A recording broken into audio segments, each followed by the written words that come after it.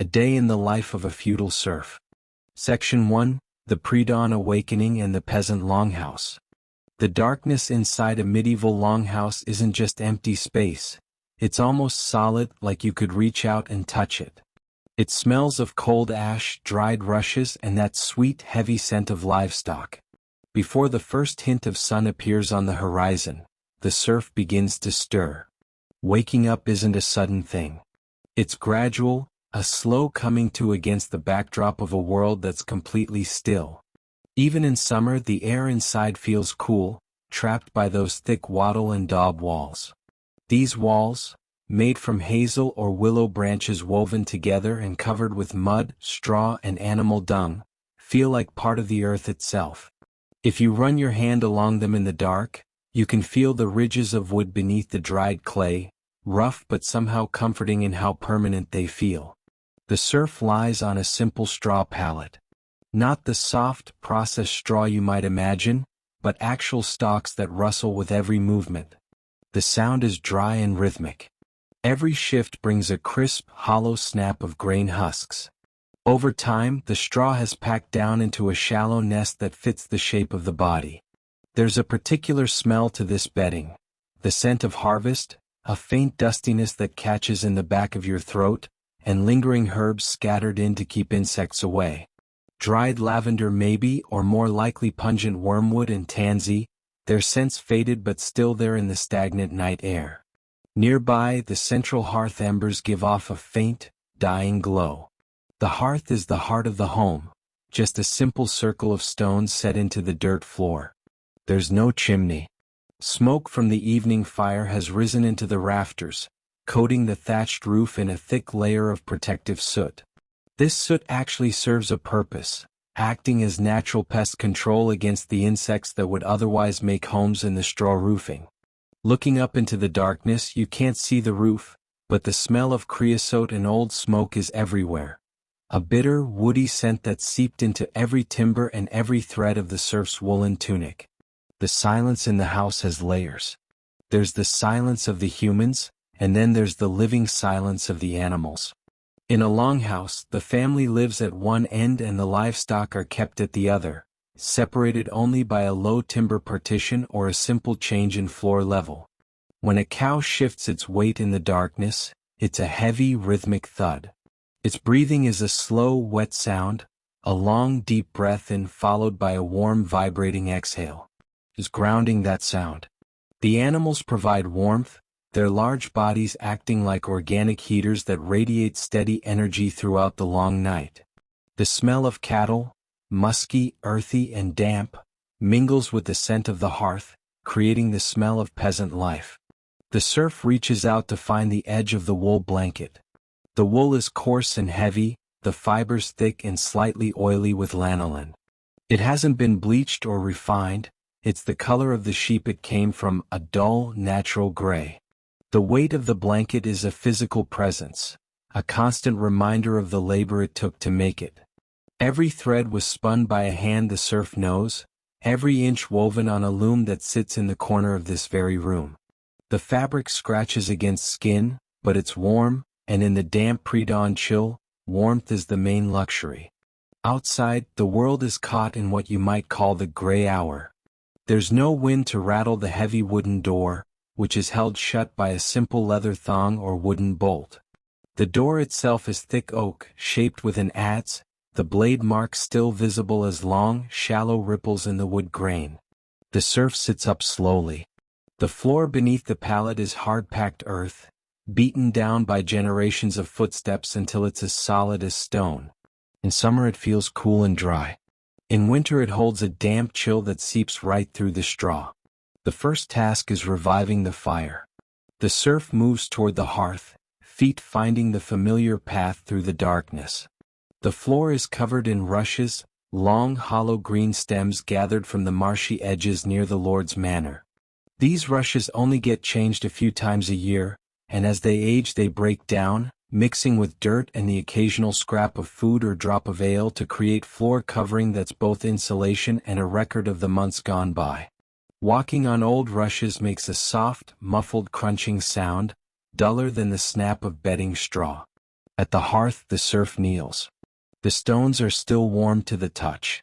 Using a small iron poker or just a simple stick, they stir the gray ash, looking for the heart of the fire, the glowing red core of a coal that survived the night. This is a moment of quiet focus. Losing the fire means the tedious work of flint and steel, or walking to a neighbor's house to borrow a burning brand. When a coal is found, it's a small, pulsing eye of light in the gloom. The serf feeds it carefully. First, a few dry stalks of straw, which catch with a sudden bright flare and sharp crackle. Then small twigs of kindling, gathered from the forest floor under rites called est over. The wood is usually birch or ash, and as it catches, it releases fresh, sharp smoke that cuts through the stale air of the longhouse. The light from the growing flame begins to reveal the room. It shows the heavy timber crux supporting the roof, great curved oak beams that look like the ribs of a giant upturned boat. It shows the simple tools leaning against the wall: a wooden spade tipped with a thin strip of iron, a flail for threshing grain, and large ceramic jugs for storing water and small ale. The morning water is kept in a heavy earthenware crock. Pouring it makes a thick, glugging sound, the liquid cool and unhurried. The serf splashes their face, the water shocking away the last remnants of sleep.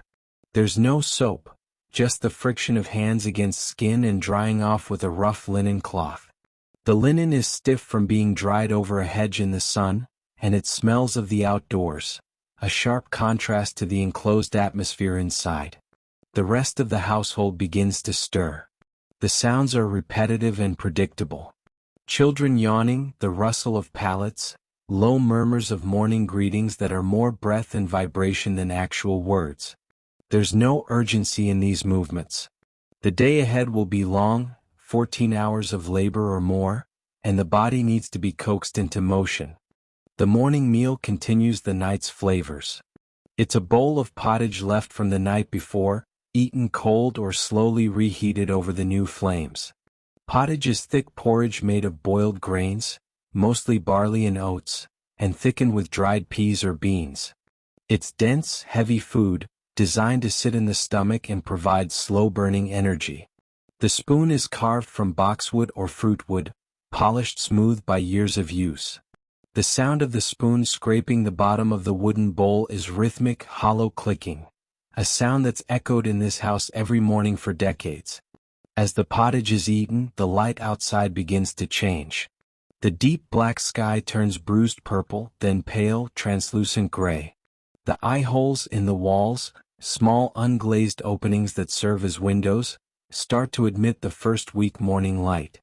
These openings are small to keep heat in, often covered with thin, translucent horn or a scrap of oiled linen, which diffuses the light into a soft, milky glow. The serf prepares clothing for the fields. This isn't choosing an outfit, it's layering protection. The tunic is long, reaching the knees, cinched at the waist with a simple cord or leather belt. Over this goes a hood or cowl made of heavy felted wool to protect neck and shoulders from dampness. The hose are separate pieces of fabric tied to the waist cord, covering the legs. Every garment is earth-colored, browns, grays, deep fawns. These are the colors of undyed wool, the colors of the landscape itself. Finally, the shoes. These are turn shoes, made from a single piece of leather sewn together and turned inside out so the seam sits on the inside. They have no heels and little structure. Putting them on means feeling the ground immediately, the coldness of earth, the unevenness of stones. They're tied with leather thongs wrapped around the ankles. These shoes are precious, repaired repeatedly with patches of older leather until the original shape is almost lost. Before leaving, there's a final check of the hearth. The fire is banked, larger logs positioned to smolder slowly throughout the day. The animals at the end of the house are restless now, sensing the change in light. The cow lows, a long vibrating sound that seems to shake the very air in the small space. Patting the animal's flank, the serf feels heat radiating from its hide and the coarse texture of its hair. The serf approaches the door. The wooden bolt slides back with a dry, rasping sound. As the door swings open, the scent of morning rushes in, the smell of dew on grass, the sharp chill of damp earth, and the distant faint smell of wood smoke from other chimneys in the village. The world outside is a sea of gray and silver. The fields are shrouded in low-hanging mist that clings to the furrows of plowed land, making the familiar landscape look alien and vast. The serf steps over the threshold. The transition from the interior world of the longhouse to the exterior world of the manor is complete. The day hasn't truly begun yet, but preparing for it has been a ritual of slow, deliberate movements, almost a meditation on the materials of survival. The textures of straw, wool, wood, and earth have been acknowledged. The fire has been tended. The body has been fueled. Now the serf stands in the silence of dawn, a single figure in a landscape just beginning to wake, ready to begin the long rhythmic walk toward the Lord's fields. As the serf stands in the doorway, the rest of the household continues its slow rhythmic unfolding. The children, huddled together on a secondary pallet of sheepskins and dried ferns, begin to shift. Their movements are small and contained, limbs seeking the lingering warmth of bedding. The sound of their breathing changes, moving from heavy, rhythmic deep sleep to lighter, more erratic sighs of waking. There's a specific sound to medieval childhood. The soft rustle of homespun linen shifts and quiet, barefoot pattering on the earth floor. The serf's spouse moves toward the corner where grain is kept. It's stored in a large, heavy chest of adzed oak, the lid creaking with a slow, agonizing groan of dry wood on wood. Inside the grain, rye or perhaps maslin, a mix of wheat and rye, sits in a cool, dusty heap. The sound of a wooden scoop dipping into grain is a soft, sliding hiss, like water moving over smooth stones. Each grain is a tiny, hard promise of survival, and measuring it is a sacred, silent ritual. There's no waste. Any grain that falls to the floor gets meticulously retrieved from among the rushes, fingertips searching the dirt with patience born of necessity. The morning light, still thin and watery, begins to illuminate dust motes dancing in the air. They drift in the heat rising from the hearth, swirling in slow motion like the mist outside. The serf's gaze lingers on a single beam of light hitting the central cruck post. The wood is scarred with marks from generations, notches carved to count seasons, or maybe a simple cross to ward off night terrors. Oil from 1,000 hands has polished the wood at shoulder height, giving it a dull, waxy sheen that reflects the firelight. Beyond the door lies the toft, the serf's small enclosure, a patch of land sitting between the domesticity of the house and the communal demands of the open fields. Walking into the toft is like stepping into a dense, green tapestry. Even in dim light, the smells are overwhelming. There's the sharp, medicinal tang of the herb garden, bitter rue, peppery hyssop, and the cooling, clean aroma of mint. These aren't just for flavor. They're the family's pharmacy, their scents a constant, invisible shield against various ailments of the damp. The serf moves to the edge of the vegetable patch. Here, the soil is different from the heavy clay of the Lord's fields. It's been enriched for years with wood ash, animal manure, and organic debris from the household. It's dark, crumbly, and smells of deep, ancient life. The leeks stand like sentinels in the garden, their long, blue-green blades dripping with heavy dew. Touching one means feeling cold, waxy skin and the surprising strength of the plant. Nearby, cabbages form tight, dense globes of pale green, their outer leaves veined with purple, catching moisture until it pools in the center like liquid silver. At the boundary of the toft sits the dead hedge, a barrier made not of living plants but of woven branches, thorny briars, and gorse. It's a thick, tangled wall designed to keep village pigs from rooting in the vegetables. The wind through a dead hedge makes a dry, whistling hiss, a skeletal noise that contrasts with the lush silence of growing plants. The serf checks the weaving of the hedge, running a calloused hand over brittle gray wood. A loose branch gets tucked back into place, a small, mindless act of maintenance that's been performed by every tenant of this cottage for 100 years. In the corner of the toft stands the beehive, a skep made of twisted straw and bramble. In the pre-dawn chill, the bees are silent, a vibrating mass of dormant energy hidden behind golden thatch. The skep smells of dry hay and the faint, sweet ghost of honey and wax. The serf doesn't disturb them, just pauses to appreciate the stillness of the hive. It's a miniature version of the manor itself, a world of rigid roles and ceaseless labor, currently suspended in the blue shadows of morning. The sunrise isn't a dramatic event in the lowlands. It's a slow, atmospheric bleaching of the world. The horizon, a dark line of ancient forest known as the Weald, begins to sharpen. The sky transitions from tarnished pewter to pale, translucent violet. The mist in the valley doesn't dissipate so much as begin to glow from within. It clings to the contours of the land, filling hollows and hiding the boundaries of the strips in the great fields. As the light increases, village sounds begin to layer over one another. A distant cockcrow, not sharp and piercing but thin and wavering, muffled by damp air. The heavy metallic clonk of a cowbell from a neighbor's yard. The rhythmic thud of a wooden mallet hitting a fence post.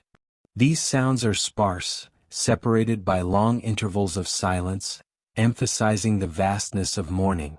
The serf returns to the threshold to gather tools for the day. The scythe hangs from a wooden peg. The blade is covered in a thin film of oil to prevent rust, reflecting the growing light with a cold, gray glint. Taking it down means feeling its balance, the long, snaking curve of the wooden handle or snath, carved to fit the specific reach of the user. It's an extension of the body. The weight is familiar, a comforting burden that settles against the shoulder with a soft, woolen thud. The family emerges now. They don't speak much. Words are saved for the heat of day or the safety of evening. Morning is for the body. They move as a single unit, a small procession of shadows stepping out into wet grass. The grass is long at the path's edge, and within seconds the bottoms of their tunics are dark and heavy with moisture. The coldness of dew seeps through the leather of their shoes, a sharp, biting sensation that eventually turns to dull, numbing dampness. They walk toward the village well, the communal heart of the settlement. The path is a narrow ribbon of mud and stone, worn deep into the earth by thousands of feet over centuries. The stones are smooth, polished by the friction of leather and wooden clogs. At the well, the air is even colder, the stone walls holding the night's chill. The sound of the bucket descending into darkness is a series of rhythmic wooden knocks against the sides, followed by a distant, hollow splash. Winding the rope, a thick hempen cord, produces a wet, straining creak that echoes off surrounding cottages. Each neighbor arriving at the well performs the same movements. A slow nod of the head, a steady pull on the rope, the heavy slosh of water into a ceramic jug. There's a profound sense of shared rhythm. No one hurries. The water is heavy and the day is long. To hurry is to waste energy that'll be needed when the sun is high and the Lord's bailiff is watching the work. From the well, the view opens up toward the manor house on the hill. It sits like a silent observer, its stone walls white and ghostly in the mist. It represents the why of their mourning. The bell in the manor chapel begins to ring for prime, the first office of the day. The sound is a low bronze vibration that carries easily over the damp fields. It's a flat, repetitive tolling, marking the official start of the feudal day. For the serf, it's the signal to leave the village enclosure and begin the long, slow trek toward the open fields. The walk to the fields is a transition from the intimate world of the toft to the vast, communal world of the manor's strips. As they walk, the serf notices details of the hedgerows, spiderwebs heavy with dew, looking like intricate veils of silver thread. The smell of earth becomes more pronounced as the sun begins to warm the soil, releasing a deep, musky fragrance of decay and growth. This is the scent of the serf's life, a smell that'll be with them from this first hour until the sun sets and they return once more to the darkness of the longhouse. Section 2: Tools of the Tenancy, the Material World. The transition from home to workspace begins with the weight of tools. In the medieval world, an object is defined by how heavy it is. There's no lightweight plastic, no hollow aluminum. Everything is a marriage of dense hardwood and hand-forged iron. The serf pauses at the edge of the field to inspect the primary engine of their survival, the heavy moldboard plow. This isn't a single tool, it's a complex assembly of timber and metal that requires constant, slow-motion adjustment. Looking at the plow is like looking at the history of the forest. The main beam, or pole, is a long, straight limb of ash, chosen because it can absorb the shock of hidden stones without snapping. The wood is grayed by weather but stained dark where hands have gripped it. The serf runs a hand over the moldboard, the curved wooden plate designed to turn the sod over.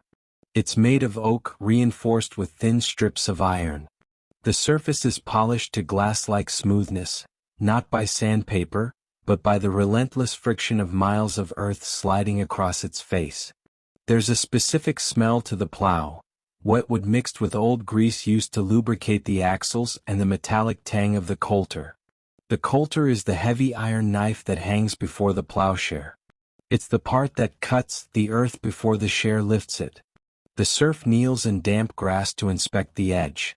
The iron is pitted and dark, forged in the heat of a charcoal fire, and it bears the rhythmic hammer marks of the village smith. Touching the edge means feeling a cold, blunt strength. It's not sharp like a kitchen knife, it's a heavy, wedge-like sharpness meant to split through thick roots and matted grass. Beside the plow lie the yokes for the oxen. The yoke is a massive piece of carved elm, shaped into a double arch to fit the powerful necks of the beasts. It's heavy, requiring a deliberate, two-handed lift. The wood is smoothed by constant rubbing of animal hide and hair, and it carries the deep, musky scent of the team, a smell of dried sweat and clover. The leather straps, or thongs, used to secure the yoke are thick and stiff in the morning cold. The serf works them between their hands, the leather groaning and creaking as it softens. This sound, a rhythmic scritch-creak, is one of the foundational noises of the medieval morning. In the serf's belt or tucked into a wooden sheath is the sickle. While the plow is the tool of the community, the sickle is the tool of the individual. It's a crescent of iron, the interior edge serrated with tiny hand-filed teeth. These teeth aren't meant to slice but to saw through the tough stalks of grain. The serf pulls a small whetstone from a leather pouch. The stone is ragstone, a fine-grained sedimentary rock. The sound of stone moving against iron is rhythmic, metallic shush-shush-shush. It's hypnotic, a sound that signals the beginning of 1,000 repetitive motions. The sparks don't fly, it's a slow, cold sharpening, a gradual refinement of the edge in the gray light. The inventory continues with the containers of the day.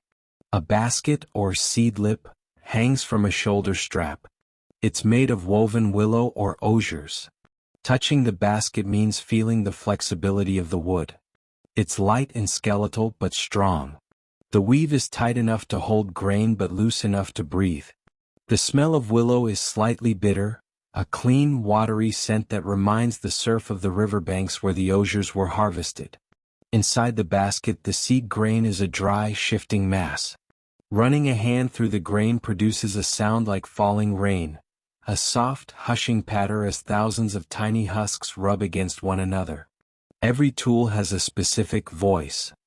The flail, used later for threshing, consists of two lengths of wood, the stave and the swipple, joined by a hinge of toughened cowhide. When the serf tests the hinge, the leather makes a wet, snapping sound. The wooden spade, tipped with a U-shaped piece of iron, makes a dull thud when it strikes the earth. The harrow, a heavy frame of wood set with iron spikes for breaking up clods of earth, makes a rattling, skeletal clatter as it's dragged into position. The serf's attention turns to their personal gear. A small wooden costrel or flask contains their small ale. It's made of oak staves bound with iron hoops, much like a miniature barrel. It's heavy for its size, and when shaken, the liquid inside makes a deep, muffled sloshing sound. The wood of the flask has absorbed the scent of ale, a yeasty, fermented aroma that's one of the few comforts of the long day. There's also the scrip, a simple linen or leather bag for carrying a crust of bread or piece of hard cheese. The fabric is rough, the seams sewn with thick linen thread. Inside, the bread is a dense, dark brick of rye. To modern touch it would feel like stone. To the serf, it's the weight of security. As the sun begins to climb, the light catches the different materials in the workspace. The iron is dull and absorbing. The wood is warm and reflective. The leather is dark and supple. The serf spends a long time, maybe 20 minutes of the boring morning, simply checking the pins and wedges of the plow. These pins are small slivers of oak that hold the entire massive machine together. Tapping a pin into place with a stone produces a sharp, clean clack. It's a sound of precision in a world of heavy things. The serf looks at their own hands. The skin is a tool in itself, thickened by calluses until it feels like the leather of shoes, stained by the tannin of oak and minerals of soil. The fingernails are permanently dark, a crescent of the earth that no amount of washing can truly remove. There's a profound connection between hand and handle. The wooden shafts of tools have been worn into shapes that perfectly mirror the grip of the person who uses them. The final object in this morning inventory is the gad pole. This is a long, slender wand of hazel or willow used to goad the oxen. It's light, almost weightless compared to the plow. At the end is a small, blunt metal point. The serf whistles softly, a low, breathy sound, and the oxen respond with a heavy shift of their bodies. The metal point of the gad pole touches the thick hide of the ox, a gesture of communication rather than pain. Everything is ready now. The world of objects is in order. The iron is sharp, the wood is sound, and the leather is tied. The serf stands for a moment, surrounded by this silent assembly of tools, each one a testament to the slow, enduring labor of feudal life. The air is still, the mist is thinning, and the rhythmic, repetitive work of the morning is about to begin. The interaction between iron and earth is the primary dialogue of the serf's life. As the plow begins its first furrow, the sound isn't a sharp cut but a deep, tectonic groan. It's a slow, tearing noise, like the sound of thick parchment being ripped by a steady hand. The soil of the manor is heavy, stubborn clay, compacted by years of rain and the weight of seasons. As the plowshare bites, the earth doesn't simply move, it resists. The serf feels this resistance through the wooden handles of the plow, a vibration that travels up the arms and settles in the shoulders. It's a low-frequency hum of friction, a physical communication from the depths of the field. As the moldboard turns the sod, the earth reveals its hidden colors. The top layer is weathered gray, but as the plow peels it back, it exposes a rich, damp interior the color of dark chocolate or wet slate. This new earth has a scent that's intoxicatingly heavy, the smell of minerals, of ancient rotted leaves, and of a cold, subterranean dampness that hasn't seen the sun for a year. The serf watches the soil curl over the wooden board in a perfect, continuous ribbon. When the moisture content of the clay is just right, the ribbon stays intact, looking like a long, polished muscle of earth lying in the wake of the machine. Maintaining this ribbon requires a small, unremarkable tool called the plowbat. It's nothing more than a flat wooden paddle with a long handle, yet the serf spends hours in a state of rhythmic focus using it. Every few yards, the heavy clay sticks to the moldboard, increasing the friction and threatening to stall the oxen. The serf pauses. The oxen stop with a collective, wet sigh. The serf reaches down and scrapes the board with the bat. The sound is a wet, sliding schlup, followed by the dull thud of clay hitting the ground. This action, stop, scrape, clear, restart, is repeated hundreds of times a day. It's the very definition of the slow, repetitive labor that defines the boring history of the field. Beyond the plow, the serf's attention turns to the fibers of their life, the ropes and harnesses. These aren't made of nylon or wire, but of hemp and bast, the inner bark of lime trees. Touching hemp rope means feeling a prickly, abrasive strength. The fibers are coarse and uneven, occasionally biting into the skin of the palms. The serf inspects the traces, the ropes that connect the oxen to the plow. They look for fraying, a loosening of the twist that indicates a coming break. Repairing a rope is a meditative process. The serf sits on the tongue of the plow and works the fibers back together, the smell of raw hemp, a grassy, slightly acrid scent, filling the air around them. The light is now strong enough to reveal the subtle bloom on the iron tools. Throughout the night, a microscopic layer of oxidation has formed, a faint orange dust on the black metal. As the serf works, this dust is polished away by grass and soil, leaving the working edges of tools silver and bright. This cycle of rusting and polishing is the heartbeat of the manor's technology. The iron is never permanent. It's always being worn away molecule by molecule into the very earth it tills. The serf also carries a clout box, a small wooden container attached to the plow frame. Inside is a collection of clout nails and scraps of iron used for emergency repairs. These nails are hand-forged, each one slightly different from the last. The heads are thick and irregular, bearing the marks of the smith's hammer. The serf selects one, feeling its cool weight. If a wooden joint has loosened, the nail is driven home with a stone. The sound is a sharp, ringing clink that echoes across the silent, misty field, a solitary note of human industry in the vastness of the landscape. Finally, there's the detail of the produce of the field, the whetstone horn. This is a hollowed-out cow horn filled with water and vinegar, hanging from the serf's belt. Inside sits the whetstone. The water keeps the stone from clogging with metal dust. As the serf walks, the water inside the horn makes a soft, rhythmic slosh-slosh, a liquid counterpoint to the dry crunch of footsteps. When the sickle or scythe becomes dull, the stone is withdrawn with a wet, sucking sound. The sharpening is a slow, circular motion, a ritual of patience that ensures the work can continue. Every object the serf touches is a product of their immediate environment. The wood grew in the Lord's forest. The iron was smelted in the nearby weald. The leather came from the cattle of the village. There's no distance between the user and the tool. To understand the tool is to understand the land itself. The serf stands in the center of the field, a figure defined by the weight of wood and the edge of iron, ready to lose themselves in the long, slow hours of morning toil. Section 3, The Morning Labor, Working the Lord's Domain. The transition from the private garden of the Toft to the vast, open landscape of the Lord's domain is a journey of both distance and spirit. As the sun pulls itself higher above the jagged line of eastern woods, the serf begins the long walk toward the communal fields. The air here is different than the air between cottages. In the village, the air is trapped, heavy with the smell of hearth smoke and the close proximity of thatch and timber. Out in the open fields, the wind has room to breathe. It moves across the landscape in long, invisible waves, carrying the scent of damp limestone, the cold mineral tang of the river, and the vast, green exhale of growing grain. The domain isn't a single enclosed field but a collection of strips scattered amongst the villagers' strips, yet it always represents the best land the manor has to offer. The path the serf follows is a headland, a strip of unplowed turf that serves as a road between the various furlongs. The ground here is compacted by centuries of traffic.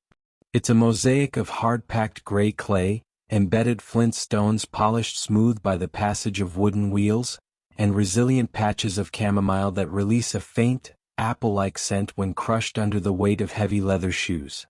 As the serf approaches the designated area for the morning's week work, the silence of dawn is replaced by the low-frequency drone of the manor in motion. This is the sound of the great plow teams.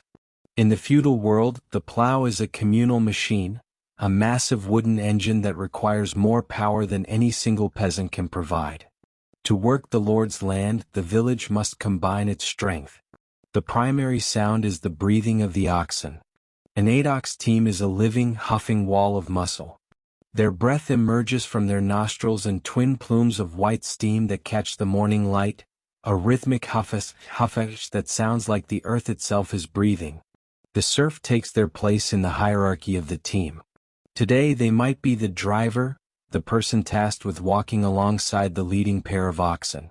The driver's world is narrow and focused. It consists of the heavy, swaying flanks of the beasts and the strip of earth immediately ahead. The oxen are massive creatures, their hides a landscape of coarse hair, dried mud, and the occasional brand of the manor. Walking beside them means feeling a radiating heat so intense it warms the serf's legs through their woolen hose. It's an organic, stable heat, a comfort against the biting chill of the morning wind. The driver carries the gad, a long, slender pole of hazel wood. This isn't an instrument of pain but of communication. The serf holds the gad with a relaxed grip, the wood worn smooth and oily by the sweat of their palms. Every few moments, a light touch of the gad against the neck of a led ox, accompanied by a low melodic whistle, signals a correction in the line. The whistle is a plow song, a wordless, undulating tune that has no beginning and no end. It's designed to be hypnotic, to settle the nerves of the animals and the mind of the person, turning grueling labor into a trance-like state of being. Behind the driver, the plowman wrestles with the handles of the heavy moldboard plow. This is a task of pure physics and constant adjustment. The plowman must keep the iron share at a consistent depth, feeling for the hidden resistance of stones or the sudden softness of a sand pocket. The sound of the plow in the earth is a tectonic groan. It's the sound of 1,000 tiny roots being snapped at once, a continuous tearing crack that vibrates through the wooden frame and into the plowman's skeletal structure. The iron share, polished to mirror silver by the friction of soil, slices through the clay while the wooden moldboard heaves the sod to the right, turning the dark, damp underbelly of the earth toward the sky. The smell rising from the newly turned furrow is the defining aroma of the morning. It's a cold smell, the scent of minerals that haven't seen the sun for a year, the musky decay of last autumn's stubble, and the sharp, metallic tang of damp clay itself. It's a heavy smell that sits in the back of the throat, grounding the serf to the reality of the soil. As the team moves forward at a steady 2 miles per hour, the world seems to simplify. There's only the rhythm of hooves, the creak of the leather harness, and the slow, inevitable unfolding of the dark ribbon of earth. Standing at the end of the furlong watching the progress is the reeve. The reeve is the bridge between the Lord's will and the peasant's reality. He's one of them, yet he stands apart today holding the tally stick. The tally stick is a piece of willow squared and planed. As the serf completes a rood of plowing, the reeve takes a small knife and carves a notch. The sound of the knife, a sharp, dry scritch, is the sound of the serf's debt being slowly paid. It's a bureaucratic rhythm that matches the agricultural one. 1 notch for a morning's work. 1 notch to ensure the right to remain in the cottage. 1 notch to keep the world in its proper order. The scale of the field is immense. Looking down a furlong means seeing a perspective of perfect, receding lines. The rig and furrow pattern creates a rolling topography, a series of long, gentle waves of earth designed to drain the heavy winter rains away from the crops. The serf watches the light play across these ridges. In the hollows, the shadows are deep and indigo, filled with lingering frost. On the crests, the sun turns the wet clay into a shimmering bronze surface. The visual repetition is as soothing as the auditory one. Strip after strip, ridge after ridge, a landscape of infinite, predictable labor. As the morning progresses, the physical toll begins to manifest not as sharp pain but as a heavy, dull weight in the limbs. The serf's boots, made of thick, single-sole leather, have long since become soaked through by the dew. The leather is now soft and heavy, clinging to the foot like a second, cold skin. Each step into the freshly turned furrow involves a moment of suction, the clay grasping at the heel with a wet schloop before letting go. This resistance becomes part of the rhythm. The body stops fighting the mud and begins to work with it, a slow, pendulum-like gait that minimizes the expenditure of energy. The interaction between villagers is minimal. A nod of the head when 2 teams pass on the headland. A brief, low-voiced comment about the wetness of the soil. The shared silence of the struggle. There's no room for the frantic energy of the modern world. Everything here is measured by the endurance of the ox and the length of the sun's shadow. To hurry is to invite a broken harness or a snapped shear pin. To hurry is to waste the precious calories provided by the morning's pottage. The serf moves with a manorial pace, a speed that's remained unchanged for centuries. Occasionally the sound of the team is punctuated by the jingle of the iron clout chains that connect the yokes. It's a bright, metallic sound, a high-pitched tintinnabulation that cuts through the bass drone of plowing. It serves as a reminder of the iron, the precious, hard-won material that makes this life possible. The serf's eyes often drift to the iron parts of the plow, watching the way the silver metal catches the sun, imagining the heat of the smithy where it was shaped. By the time the sun has reached its mid-morning station, the mist has entirely vanished, revealing the full extent of the village's collective effort.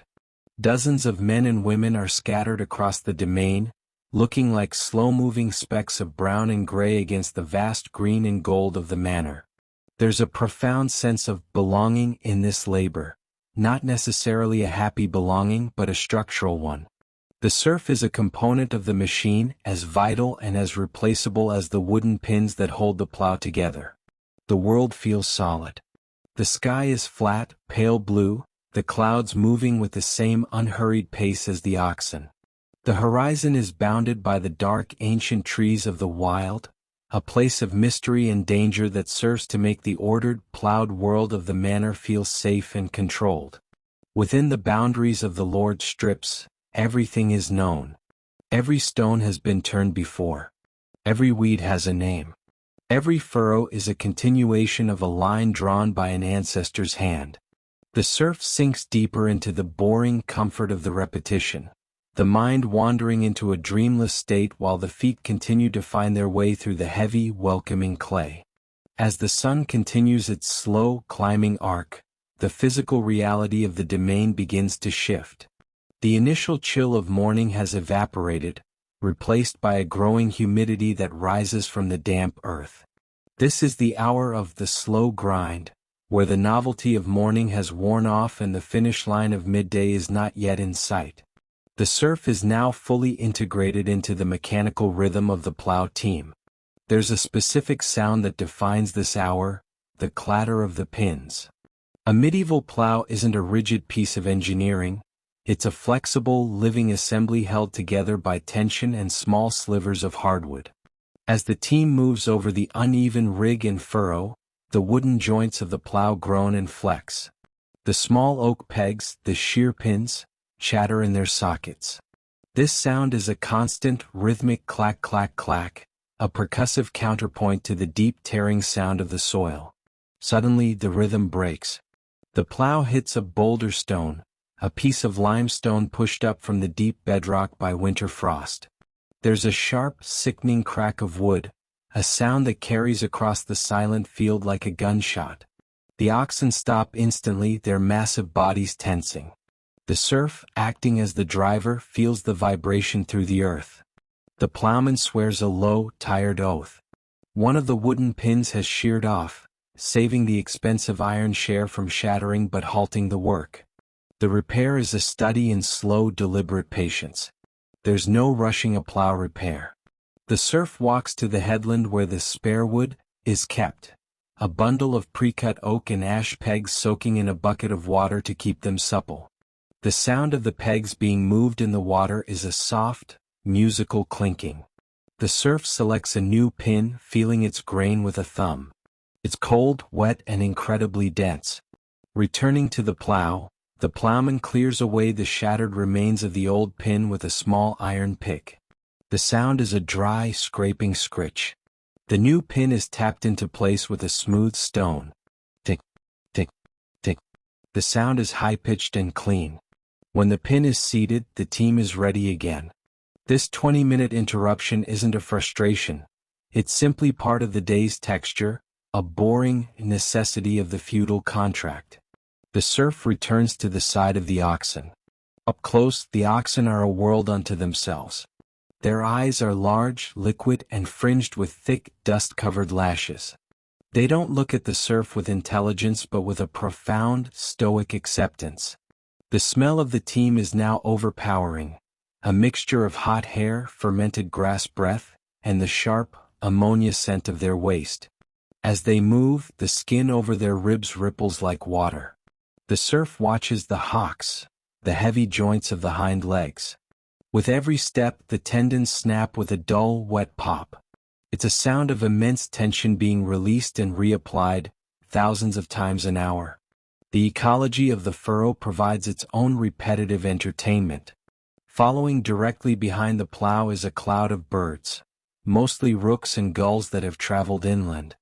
Their cries are sharp and frantic, a chaotic contrast to the steady drone of the men. They dive into the newly turned earth to claim the white leather jackets and earthworms exposed by the iron share. The sound of their wings is a dry, papery fluttering. The serf watches them with a detached interest. The birds are a clock.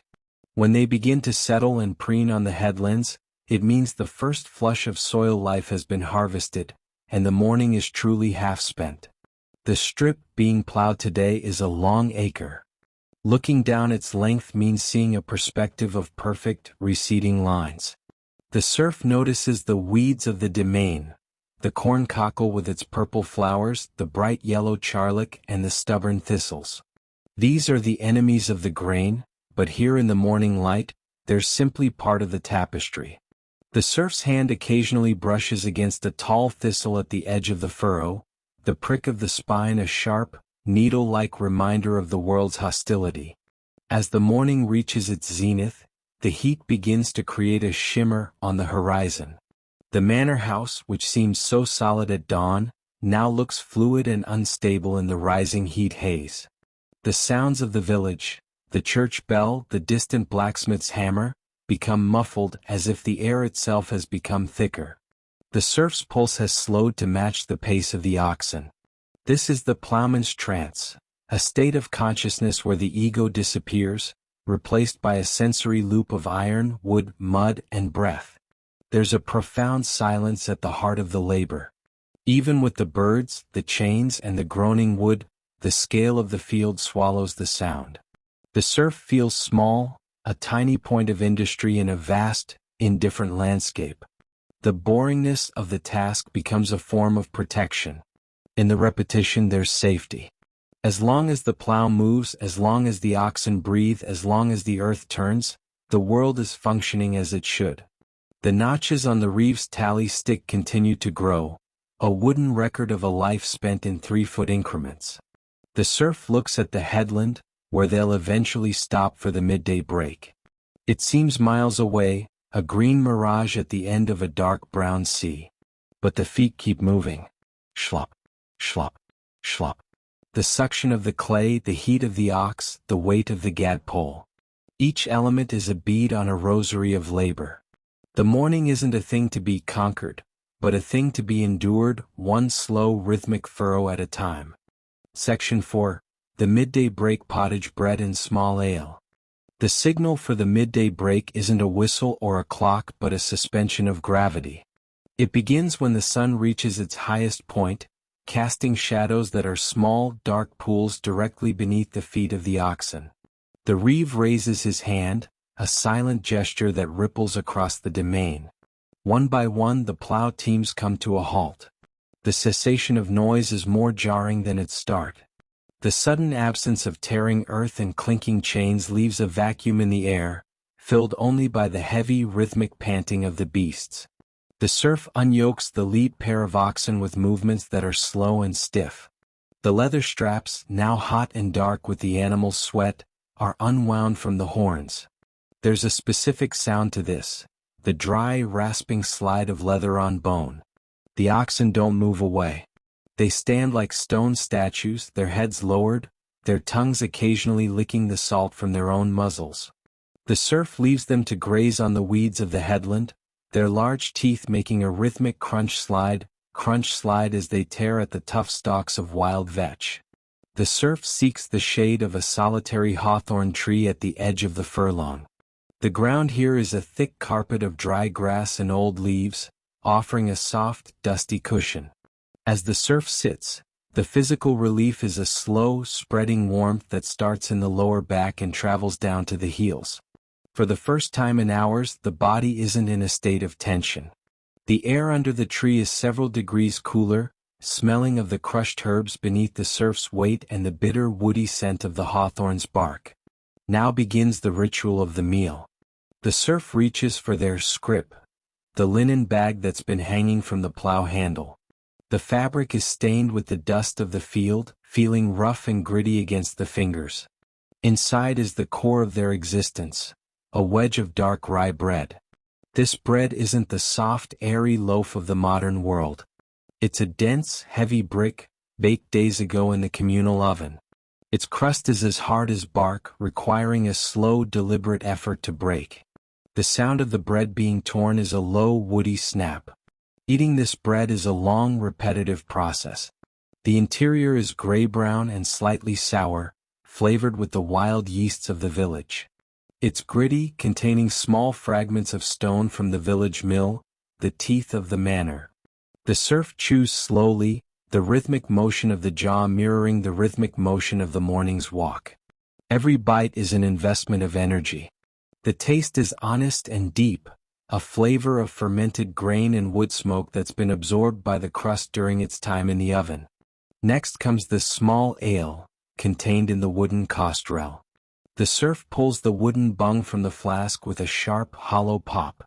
The smell that emerges is yeasty and warm. Small ale is the water of life for the serf, low in alcohol but high in calories, filtered through the boiling process to be safer than the stagnant water of the field ditches. Drinking it means hearing a deep, muffled glugging. The liquid is thick and cloudy, tasting of malt and straw. It coats the throat, washing away the fine silt of the fields. The serf drinks in long measured swallows, watching the way moisture beads on the outside of the oak staves of the flask. If the season is right, there may be a piece of white meat, the peasant's term for cheese. This cheese is made from the skimmed milk of the village cows, pressed in a wooden mold until it's as hard as a whetstone. It doesn't melt. It crumbles. The serf breaks off a small piece, the texture like dry chalk in the hand. It's intensely salty, a necessary mineral for a body that spent the morning sweating in the sun. The combination of sour bread, salty cheese, and yeasty ale creates a heavy, grounding sensation in the stomach. A boring, but vital replenishment of the human engine. The stillness of midday is absolute. The birds have gone quiet, hiding in the deep shadows of the forest to escape the heat. The only movement is the slow, circular drift of a hawk high above, or the shimmering of heat haze over the furrows. The serf leans back against the trunk of the hawthorn. The bark is rough, pressing through the woolen tunic and into the skin of the back. It's a solid, unyielding support. In this state of rest, the serf's mind begins to wander through the minutiae of the village. They think about the thatch on their neighbor's roof that needs mending, or the way the stream by the mill has slowed to a trickle in the summer heat. These aren't worries. They're simply observations, part of the slow, circular thinking of a mind that's untethered from the clock. Time has ceased to be a line. It's become a pool. The other workers are scattered across the headland, looking like heaps of discarded gray cloth. They don't talk. To speak is to use breath that belongs to the Lord's work. There's a profound, communal silence that binds them together, a shared understanding of the weight of the sun and the resistance of the clay. The sound of a single fly buzzing around the serf's ear becomes an event of immense significance, its high-pitched whine the only thread of sound in the golden afternoon. The serf closes their eyes. Behind the eyelids, the image of the furrows remains, long dark lines that seem to vibrate. The body continues to feel the phantom motion of the plow, the ghost vibration of the handles still tingling in the palms. This is the afterimage of labor. The serf sinks deeper into the grass, the smell of dry earth rising up to meet them. The world of the manor is at peace, suspended in the amber of the noontime heat, waiting for the shadows to lengthen so the rhythm can begin again. The consumption of bread and ale is merely the foundation of the midday replenishment. For many there's also the cold pottage, carried in a small wooden bowl or a ceramic jar with a tight-fitting linen cover. This is the heart of the peasant diet, a thick, semi-solid porridge that's been slow-cooked over the hearth for days. Opening the jar releases a concentrated scent of the village, the smell of boiled beans, dried leeks, and the earthy, nutty aroma of barley. The texture of the pottage is a study in consistency. It's not a soup but a dense mass. The serf uses a piece of rye bread as a spoon, or maybe a simple utensil carved from the wood of an apple tree. The sound of the spoon moving through the pottage is a heavy, rhythmic thlup. As it's eaten, the serf notices the individual components, the way a softened field bean yields between the teeth, the fibrous stringiness of a well-cooked leek, and the occasional burst of a peppercorn or a grain of coarse salt. This is slow food in its most literal sense. It sits heavy in the belly, creating a sensation of profound, sleepy weight that anchors the serf to the shaded earth beneath the hawthorn tree. As the meal concludes, the noon rest begins in earnest. This is a period of suspended animation. The world of the manor, usually so defined by motion, becomes a static tableau. The serf lies back, eyes half closed, watching the light filter through the leaves of the tree above. The leaves of the hawthorn are small and jagged, and as the slight midday breeze stirs them, they create a shimmering pattern of sun coins on the serf's chest. The movement is hypnotic, a silent, shifting mosaic of gold and shadow that moves in time with the slow, deep rise and fall of the serf's breath. The silence of a world without machinery isn't a true silence but a layering of small, natural sounds that are normally lost in the noise of the plow. The serf becomes aware of the insects. A bumblebee heavy with pollen drones past with a low, vibrating hum that feels like it's moving through the serf's own ribcage. The sound is steady and rich, a tiny engine of the fields. In the tall grass nearby, a grasshopper begins its rhythmic stridulation, the sound of its legs rubbing against its wings. It's a dry, rasping zip-zip-zip that sounds like the sharpening of a distant sickle. The serf's body begins to process the morning. The muscles in the arms, which have been taut and straining for hours, now feel like warm lead. There's a faint, rhythmic pulsing in the palms of the hands, the memory of the wooden plow handles. The blood flow to the limbs slows as energy is redirected to the stomach. A sense of heavy peace settles over the mind. In this state, the boundaries of the self begin to blur. The serf is no longer an individual with a name and a debt. They're a part of the landscape, as static and unmoving as the stones in the furrow or the trunk of the tree. The atmosphere of midday is thick with the scent of the fallow. The resting field nearby is a riot of wild growth. Yellow charlock, white dead nettle, and the deep honey scent of red clover. The heat of the sun draws the oils out of these plants, creating a sweet, floral perfume that hangs in the air, mixing with the more pungent smells of the oxen and the damp soil. It's a scent that represents rest. The field is resting, and for this brief hour, the serf is resting with it. The mind drifts into a state of peasant dreaming. These aren't complex narratives but flashes of sensory memory. The cold splash of water from the well at dawn. The sound of the wind in the thatch. The weight of a child's hand. There's no anxiety about the future, because the future is simply a repetition of the past. The boringness of feudal life becomes a profound psychological cushion. There are no choices to be made, no schedules to manage beyond the movement of the sun. The serf exists in a state of pure being, a luxury of midday that's more restorative than the sleep of the night. The oxen too have entered this trance. They've stopped grazing and are now chewing the cud. Their large jaws move in a slow, circular, horizontal rhythm, a mechanical, grinding motion that produces a soft, wet crunching sound. Their ears occasionally flick to ward off a fly, a movement so small and economical it barely breaks the stillness. The sight of the oxen at rest is a reminder of the partnership between man and beast. Both are engines of the Lord, and both require this shared moment of cooling and replenishment. The horizon is now a bleached, pale blue. The distant woods are a dark, unmoving line.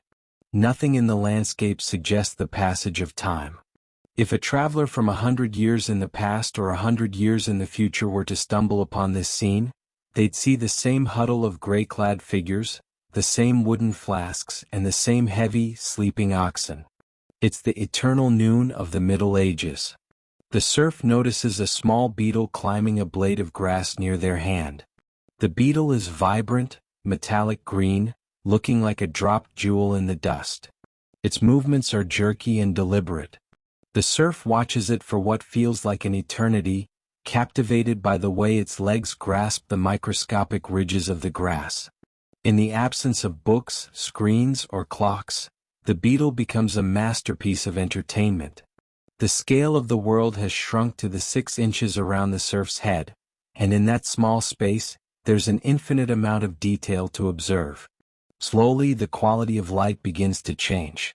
The sun coins on the serf's tunic start to stretch and elongate.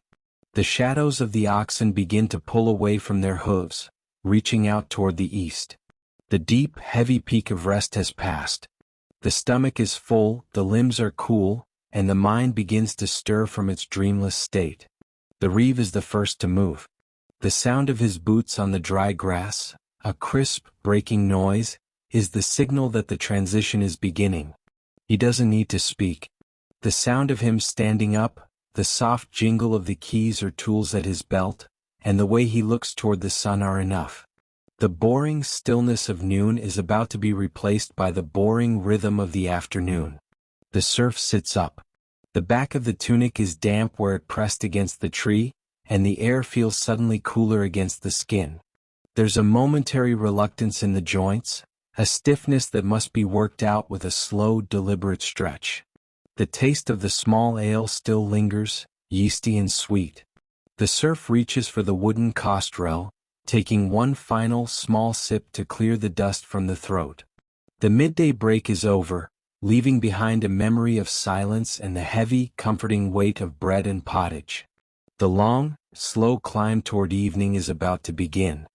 Section 5, The Afternoon Toil, Seasonal Rhythms and Common Rites. As the heavy, golden stillness of the midday break begins to dissolve, the air of the manor undergoes a subtle chemical change. The sun has crested the meridian and now begins its long, diagonal lean toward the west. For the serf, this shift in light is the signal to transition from the communal engine of the plow to the more varied, seasonal labors that define the middle of the day. In the feudal world, the afternoon is rarely a continuation of the morning's singular task. Instead, it's a time for the secondary works, the maintenance of the manor's infrastructure and the exercise of those ancient, customary rites that allow a peasant family to scrape a living from the fringes of the lord's land. The first sensation of the afternoon is the return of weight. As the serf rises from the shaded roots of the hawthorn tree, the muscles of the thighs and lower back, which had hummed with warm leaden relief during rest, now protest with a stiff, dull ache. This isn't the sharp pain of injury but the peasant's burden, a familiar companion that must be coaxed back into motion. The serf stretches, a slow, deliberate lengthening of the spine that produces a muffled clicking in the vertebrae, a sound that seems to echo the dry snapping of twigs in the nearby hedgerow. The air has lost the damp, floral sweetness of the morning mist and has become dry and dusty. In the height of the agricultural year, the afternoon is often dedicated to haytime. The serf moves away from the dark, upturned earth of the grain furrows and toward the Lord's meadow, a vast expanse of emerald green that undulates in the afternoon breeze like the surface of a shallow sea. The smell here is intoxicatingly dense, the scent of sweet vernal grass, red clover and yellow rattle, all baking under the direct heat of the sun. It's a sugary herbaceous aroma that catches in the back of the throat, a reminder of the thousands of tiny lives, bees, beetles and grasshoppers, that inhabit the stalks. The task at hand is the turning of the hay.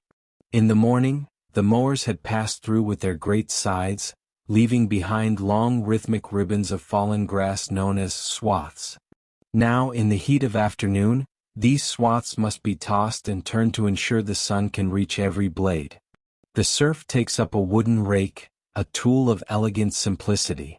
The handle is a long, straight limb of ash, smoothed by years of friction until it feels like silk against the palms. The teeth are individual pegs of seasoned oak, pegged into a heavy head. The movement of hay turning is perhaps the most hypnotic of all medieval labors.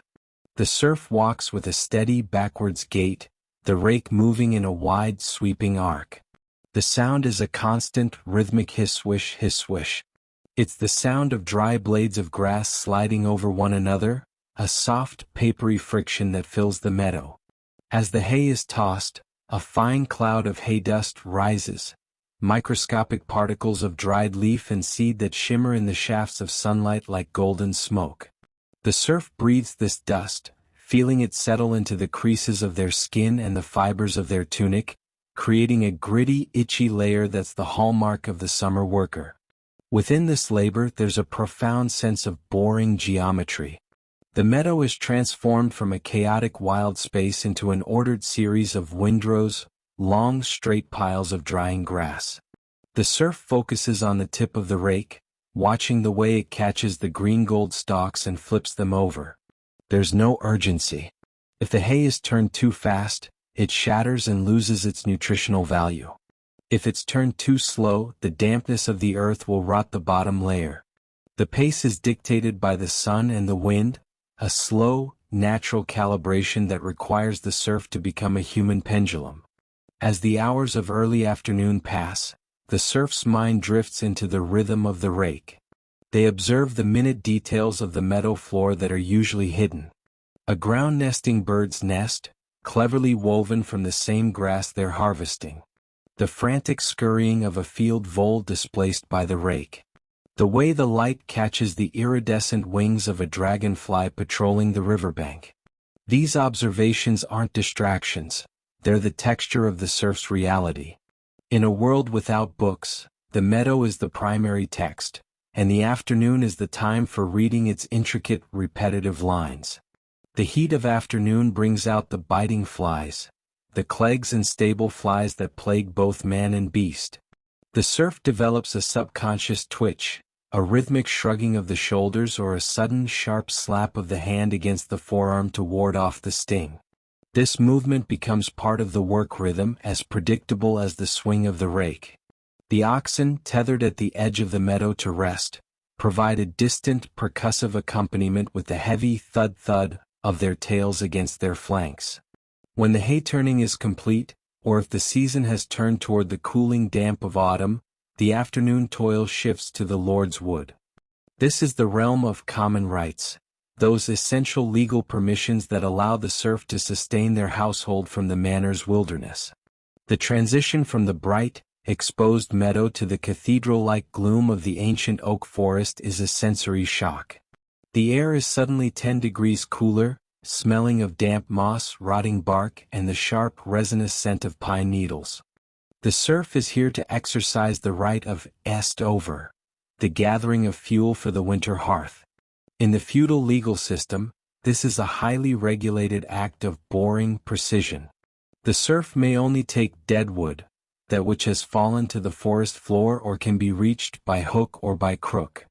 The serf carries a billhook, a heavy iron blade with a curved tip, and a crook, a long wooden pole with a natural fork at the end. The sound of the forest in the afternoon is a layering of textures. There's the distant hollow tap-tap-tap of a woodpecker, the dry skeletal rattling of the oak leaves, and the occasional sharp crack of a dry branch snapping under the serf's weight. The serf moves slowly through the undergrowth, their eyes scanning the ground for the gray brittle wood of fallen limbs. When a suitable piece is found, it's tested for soundness. The serf strikes it with the back of the billhook. A dull wooden thump means it's rotten and wet. A sharp, ringing clack means it's seasoned and ready for the fire. The gathering of wood is a task of slow accumulation. The serf builds a bundle or a faggot, laying the branches in a parallel pile and binding them with a withy, a flexible shoot of willow or hazel. Twisting a withy is a tactile craft. The serf feels the wood resist, the sap-filled fibers groaning as they're forced into a knot. The smell of raw willow is bitter and clean. Once bound, the bundle is hoisted onto the shoulders. The weight is substantial, a physical pressure that forces the serf to walk with a rhythmic, forward-leaning gait. The dry wood creaks against the woolen tunic, a sound like a ship's mast in a light wind. As the serf walks through the woods, they're also observing the mast. This is the year's crop of acorns and beech nuts. If the afternoon is in late September, the forest floor is a bronze carpet of these hard brown seeds. The sound of footsteps on mast is a series of sharp, crunching pops. The serf assesses the pannage, the right to let their pig roam the woods to fatten on the fallen nuts. They look at the size of the acorns, feeling their smooth, waxy shells.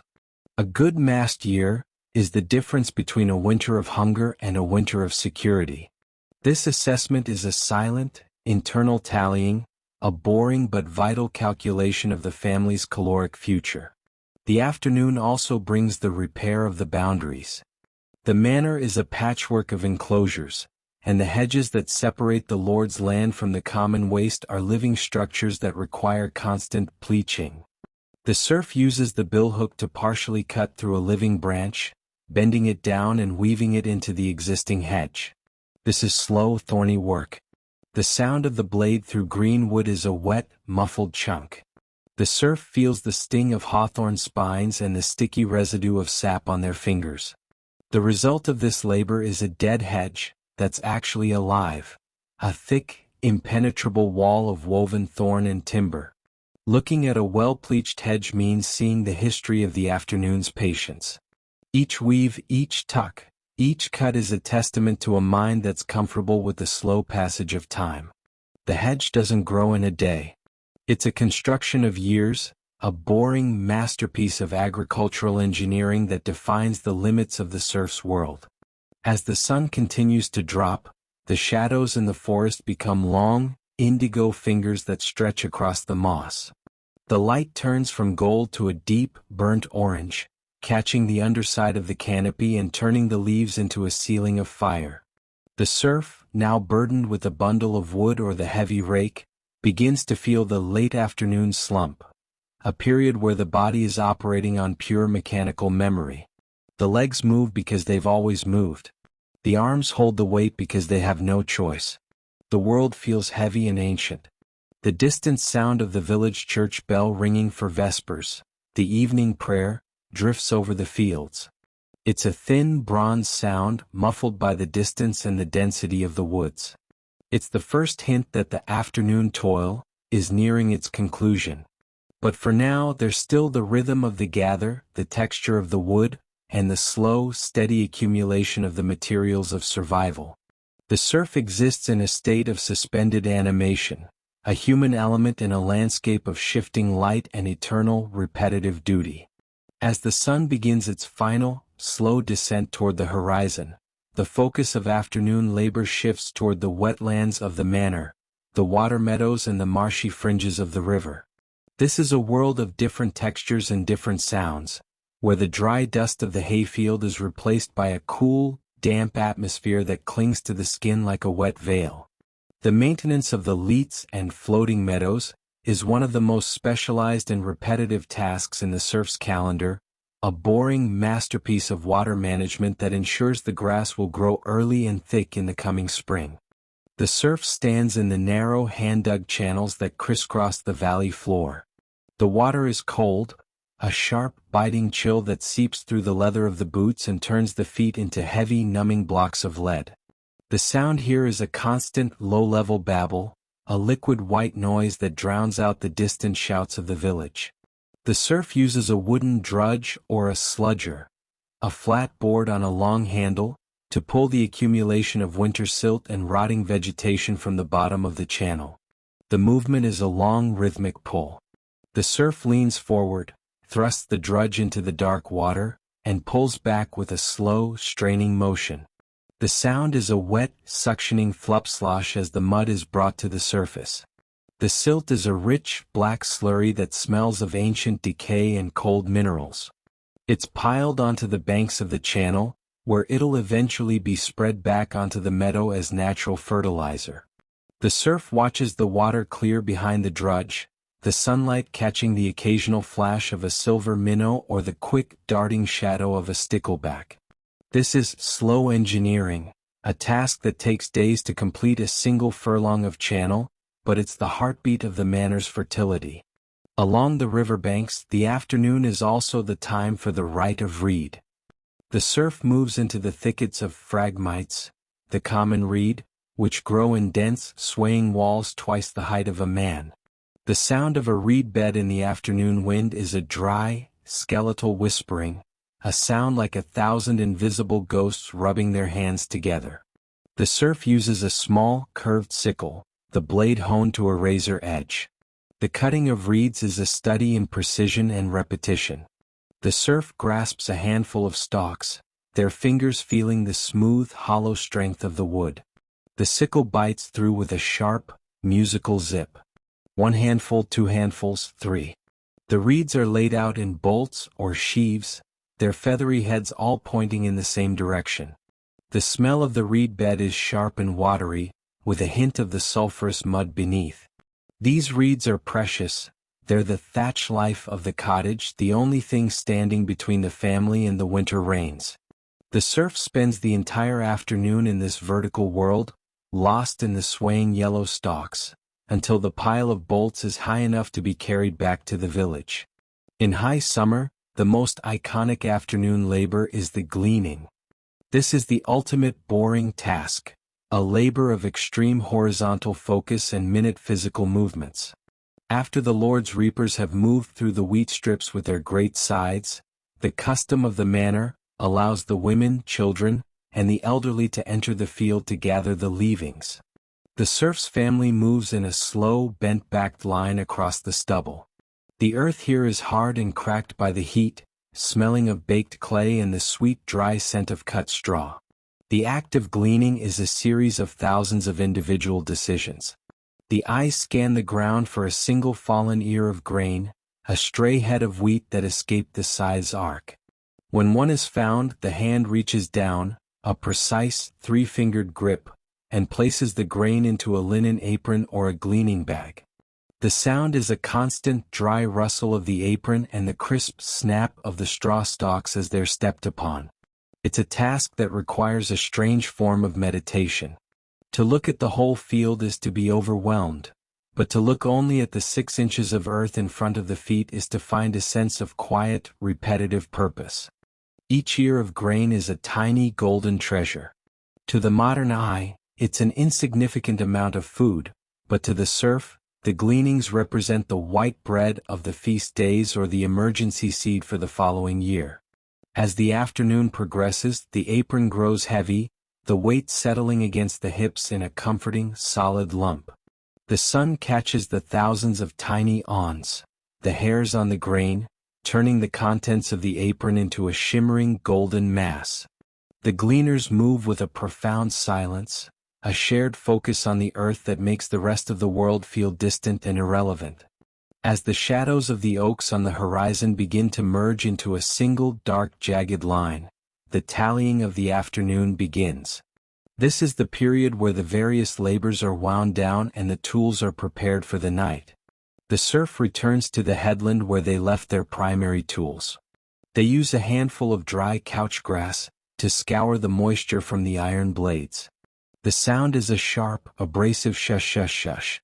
This cleaning isn't merely for aesthetics, it's a ritual of survival. Rust is the enemy of the serf's efficiency. Feeling the smooth silver surface of the iron under the grass means feeling a sense of readiness. The serf inspects the wooden handles for new cracks or shakes, caused by the afternoon heat. They might rub a small amount of animal fat or linseed oil into the wood, the oil darkening the grain and giving it a deep, waxy luster. The smell of the oil, fatty, nutty, and rich, is the final scent of the working day. The atmospheric transition of late afternoon is profound. The light has become thick, a deep amber that seems to have a physical presence. The dust motes in the air no longer dance, they seem to hang suspended in the heavy light. The sounds of the manor have changed from the sharp clatter of industry to a series of low resonant echoes. A distant dog bark, the lowing of a cow being led to the barn, the clonk of a wooden gate being latched. Each sound is isolated and clear, traveling easily across the cooling fields. The serf stands for a moment, looking back across the landscape of their afternoon. They see the neat windrows of hay, the cleared channels of the water meadow, the bundles of wood at the forest's edge, and the picked clean look of the harvest strips. It's a landscape of completion. Nothing has been done quickly, but everything has been done thoroughly. The boringness of the work has resulted in a world that's ordered and prepared. The physical sensation of the body is one of resonant exhaustion. The heartbeat has slowed, the breath is deep and rhythmic, and the skin is tight from the salt of sweat. The serf feels a strange sense of oneness with the manor. They're not a visitor in this landscape, they're a component of it. Their sweat is in the soil. Their skin has been scratched by the thorns. Their breath has mingled with the mist. As the bell in the village church begins to toll for the end of the working day, a series of slow bronze vibrations that seem to pulse through the very earth, the serf gathers their belongings. The rake is shouldered, the gleaning bag is secured, and the bundle of wood is hoisted. The movement is slow and deliberate. The afternoon toil has transitioned into the evening return. The long, rhythmic cycle of the day is nearly complete, and the world of the manor is preparing to withdraw into the safety of the hearth and the shadows of the night. Section 6, The Lord's Justice, the Manor Court and Tithes. The transition from the open fields to the great hall of the manor is a transition from the world of muscles to the world of memory. Once every few weeks, the rhythmic labor of the plow is interrupted by the halamote, the manor court. For the serf, this isn't a place of high drama but a place of profound, boring administrative detail. It's here that the invisible threads of the feudal contract are tightened or loosened, and the custom of the manor is recited like a secular liturgy. As the serf approaches the manor house, the atmosphere changes. The house is a structure of stone and heavy timber, standing as a silent sentinel over the village. The air near the stone walls is cooler, holding a damp, mineral scent that's different from the organic smell of the longhouse. Entering the great hall is like stepping into a cavern of echoes. The floor is covered in fresh rushes, but here they're mixed with expensive herbs, meadowsweet and santalina, which release a sharp, medicinal fragrance when stepped upon. The sound of the villagers' footsteps is a soft, communal rustle, a sound that's instantly swallowed by the high vaulted ceiling. At the far end of the hall, seated behind a heavy table of dark, polished oak, is the steward. He's the representative of the Lord's authority, a man whose life is measured in ink and parchment rather than grain and soil. Beside him sits the clerk, a silent figure whose quill makes a constant rhythmic scritch-scratch as it moves across a long scroll of vellum parchment. The sound of the quill is the heartbeat of the court, a thin, dry noise that represents the conversion of a human life into a legal record. The smell of the court is the smell of authority. It's the scent of old, cured skins, the parchment, the acidic tang of iron-gall ink, and the smoky, waxy aroma of the tallow candles that fight the gloom of the hall. To the serf, these are the smells of the immovable world. The plow can be broken and mended, the ox can die and be replaced, but the record on the parchment is permanent. It's a boring kind of power, one that doesn't shout but simply persists. The proceedings begin with the essoins, the formal excuses for those not present. This is a repetitive liturgical list. Names are called out into the echoing hall, followed by a brief explanation of their absence. A broken leg, a flooded path, a journey to a distant market. Each excuse is weighed by the steward and recorded by the clerk. The cadence of the names is hypnotic. The same surnames tied to the same strips of land, echoing back through the generations. The serf listens to the names as if they were a familiar song, a verbal map of the village community. Next comes the presentment of offenses. This is where the reeve and the 12 jurors, men chosen from among the serfs themselves, report the minor infractions of the past month. These are the micro-crimes of the feudal world. A neighbor has allowed their hedge to grow over the common path. Another has failed to clear their section of the drainage ditch. A third has grazed more sheep on the common than their holding allows. These aren't acts of rebellion but the inevitable friction of communal living. The steward listens with a practiced, motionless patience. He doesn't judge by his own whim but by the custom of the manor. This custom is a vast, unwritten library of precedents stored in the collective memory of the older villagers. When a dispute arises over a boundary, the old men of the village are called forward. They speak in slow, measured tones, their voices thin and wavering in the large hall. They describe the position of a particular stone, or the memory of an oak tree that fell 40 years ago. This is living law, a slow, observational process that values the weight of the past over the logic of the present. The fines are assessed in pence and halfpence. The sound of coins being placed on the oak table is a sharp, metallic clink, a small, bright sound that punctuates the low murmur of the court. For the serf, these coins are hard-won, representing the surplus of their labor sold at the local market. Each coin represents hours of bending in the sun or walking in the rain.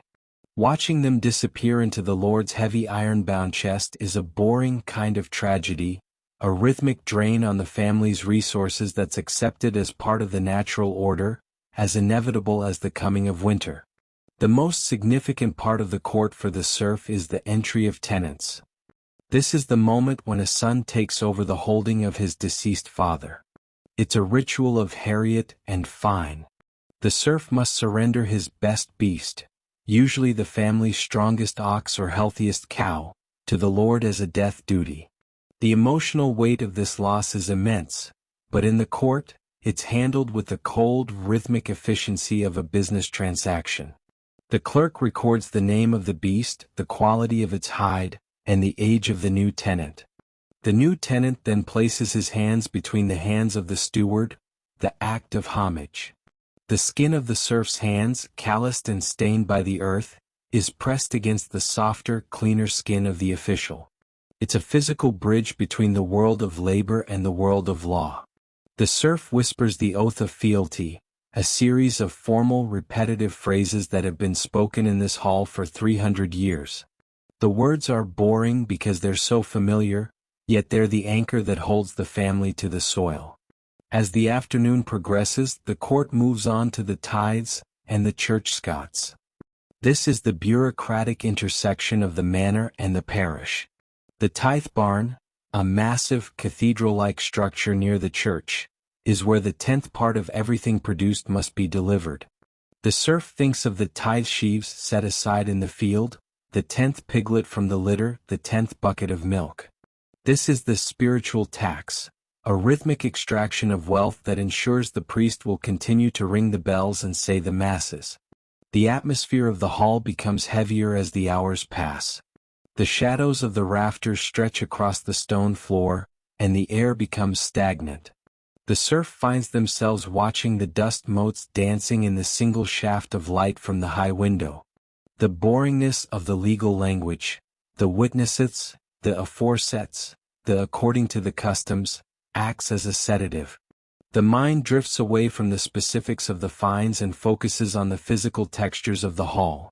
The coldness of the stone bench, the weight of the woolen tunic, the distant, muffled sound of a horse whinnying in the courtyard. The manor court isn't a place of justice in the modern sense but a place of equilibrium. Its purpose is to ensure that the machine of the manor continues to turn without friction. Every fine, every notch on the tally, and every line on the parchment is a way of maintaining the balance between the lord and the tenant. As the steward finally closes the heavy leather-bound register with a dull, echoing thump, the serf feels a sense of quiet relief. The law has been satisfied for another month.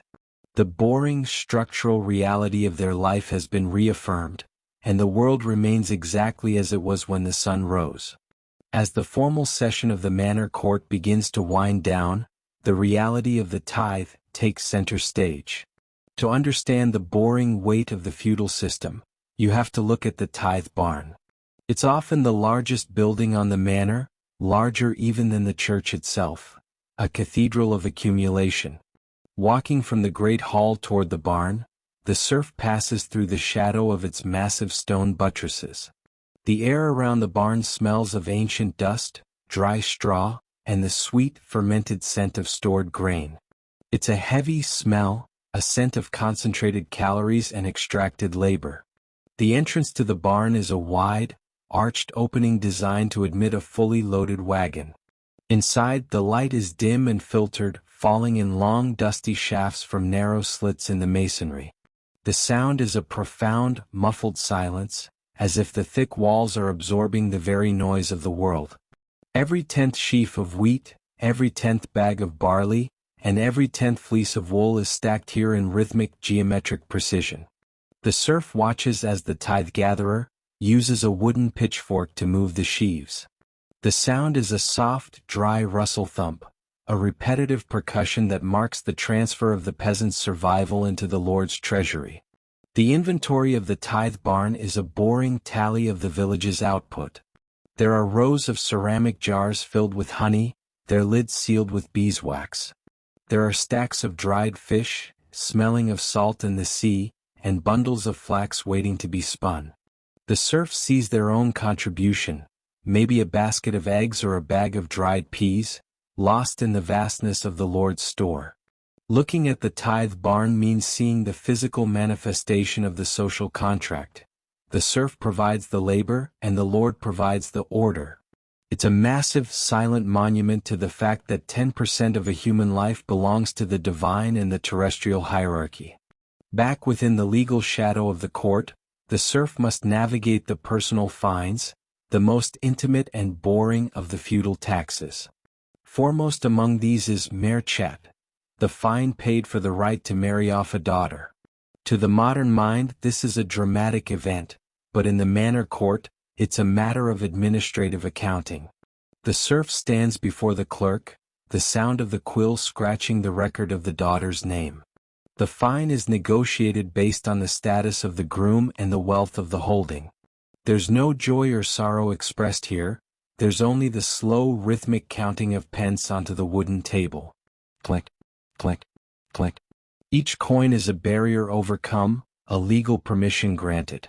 Even more pervasive is the lair white, a fine for unchastity, or children born out of wedlock. The court records these events with a detached, clinical repetition. The names of the offenders are read out, the circumstances are noted, and the fine is assessed.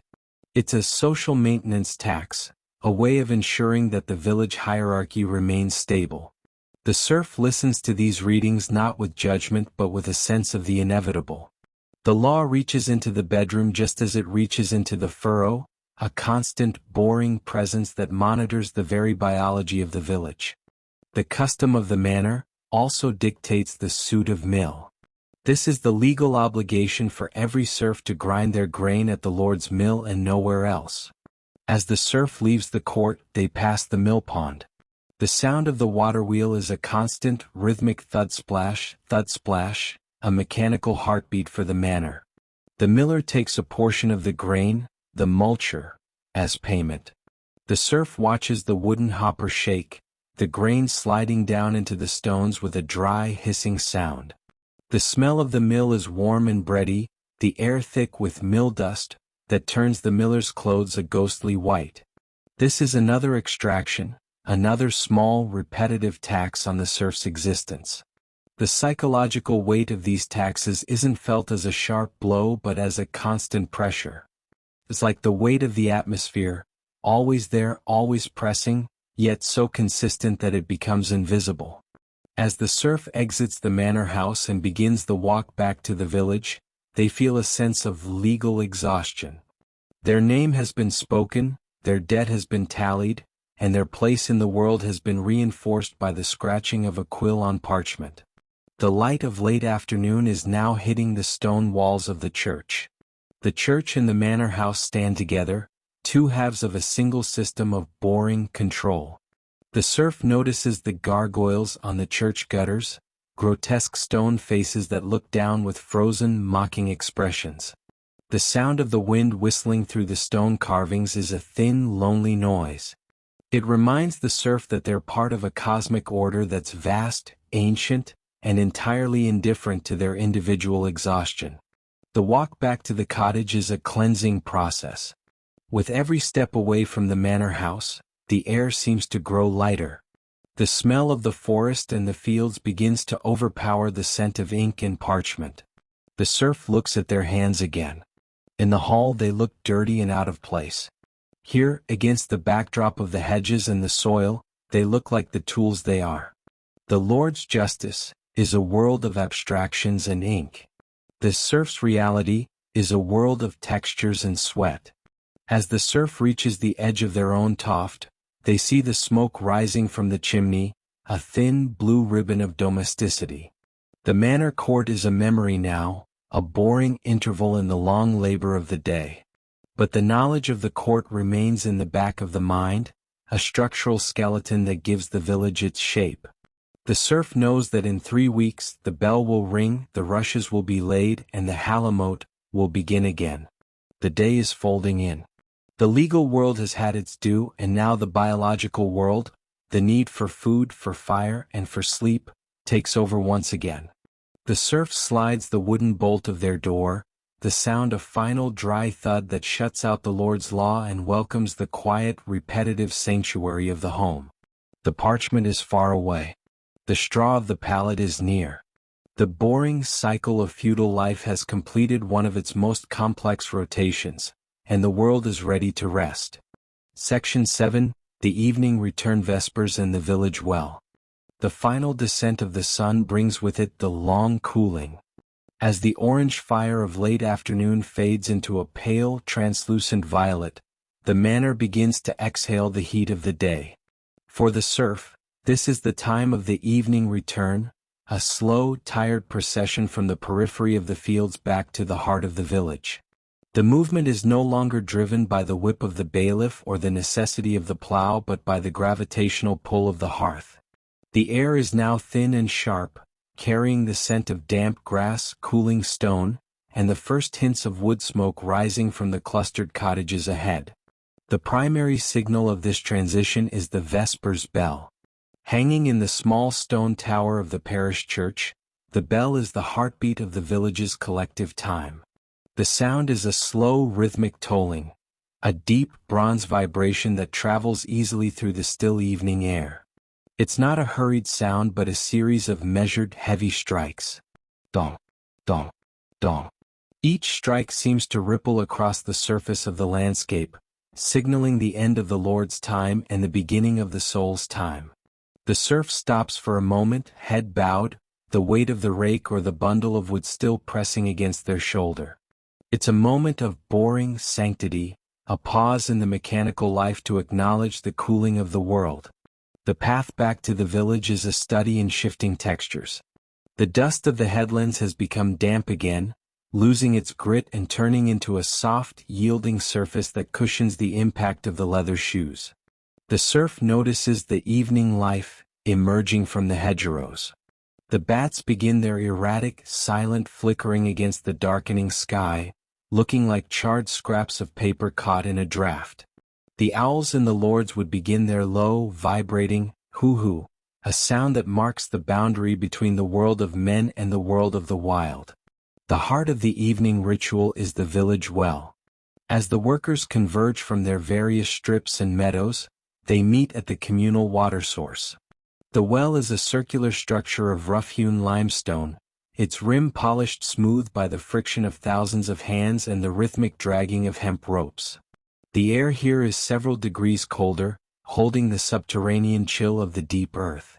The smell is one of wet stone and moss, a clean, sharp contrast to the musky heat of the oxen and the dry dust of the hay. The ritual of the well is a masterpiece of boring social interaction. There's no frantic exchange of news but a slow, rhythmic sequence of movements. A serf approaches, places their heavy ceramic pitcher on the stone rim, and begins to unwind the rope. The sound of the wooden windlass is a dry, complaining creak, screok, screok, followed by the distant hollow splash of the bucket hitting the dark water far below. The winding back up is a task of steady hand-over-hand effort. The rope is wet and heavy, the hemp fibers biting into the callous skin of the palms. As the bucket crests the rim, The water is a dark, agitated silver. Pouring it into the pitcher produces a thick, musical glugging, a sound of profound replenishment. The villagers stand in the deepening shadows, nodding to one another.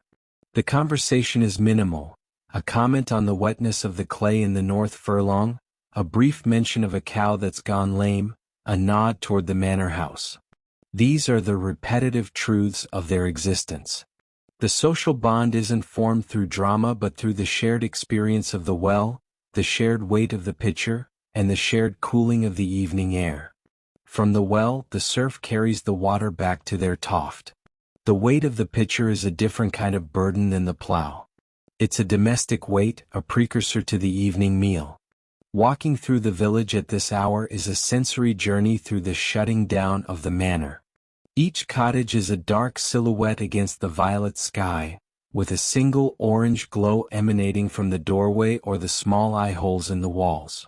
The sounds are domestic and muffled, the soft clucking of chickens being cooped for the night, the rhythmic thud of a wooden bolt being slid home, the low murmur of a mother calling a child from the shadows of the dead hedge.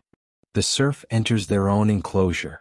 The toft is now a place of long indigo shadows. The garden plants, the leeks, the cabbages, the medicinal herbs, look like ghostly, silver versions of themselves under the rising moon. The smell of the garden is intense in the dampness, the peppery scent of nasturtium and the cooling aroma of mint. The serf pauses to perform the evening chores of the household. The family pig must be checked in its sty.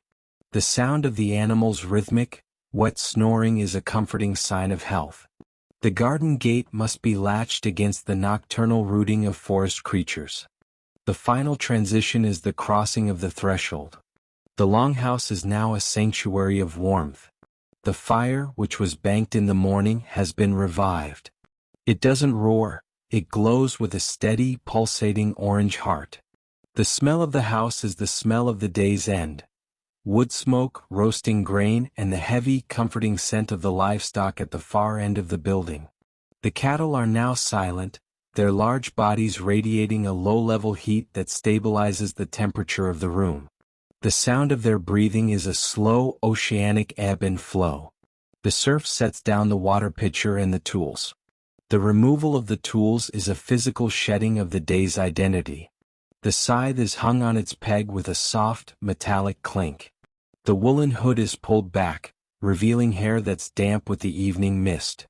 The serf sits on a low wooden bench, the wood smooth and cool beneath them.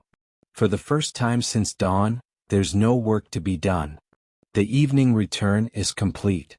The world of the manor has contracted to the size of the hearth circle, a small, glowing island of human life in the vast, dark sea of the feudal landscape.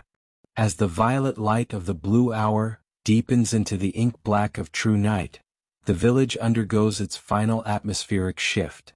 The movement around the well has ceased, and the communal space of the village paths has been abandoned to the shadows. Now comes the sound that officially closes the book of the day, the curfew.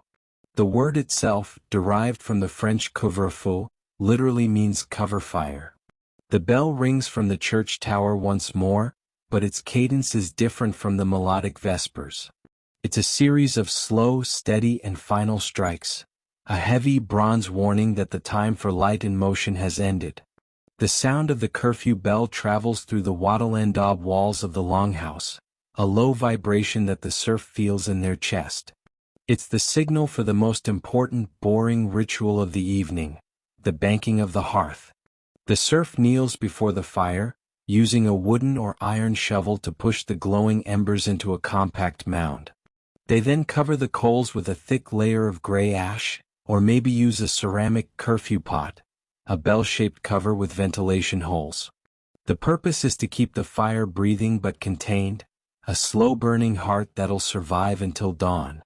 The sound of the ash being spread is a soft, dry shush, like the sound of a distant sea. The smell is a concentrated essence of the home, charred oak, dried peat, and the faint, sweet scent of the herbs that have fallen into the heat throughout the day.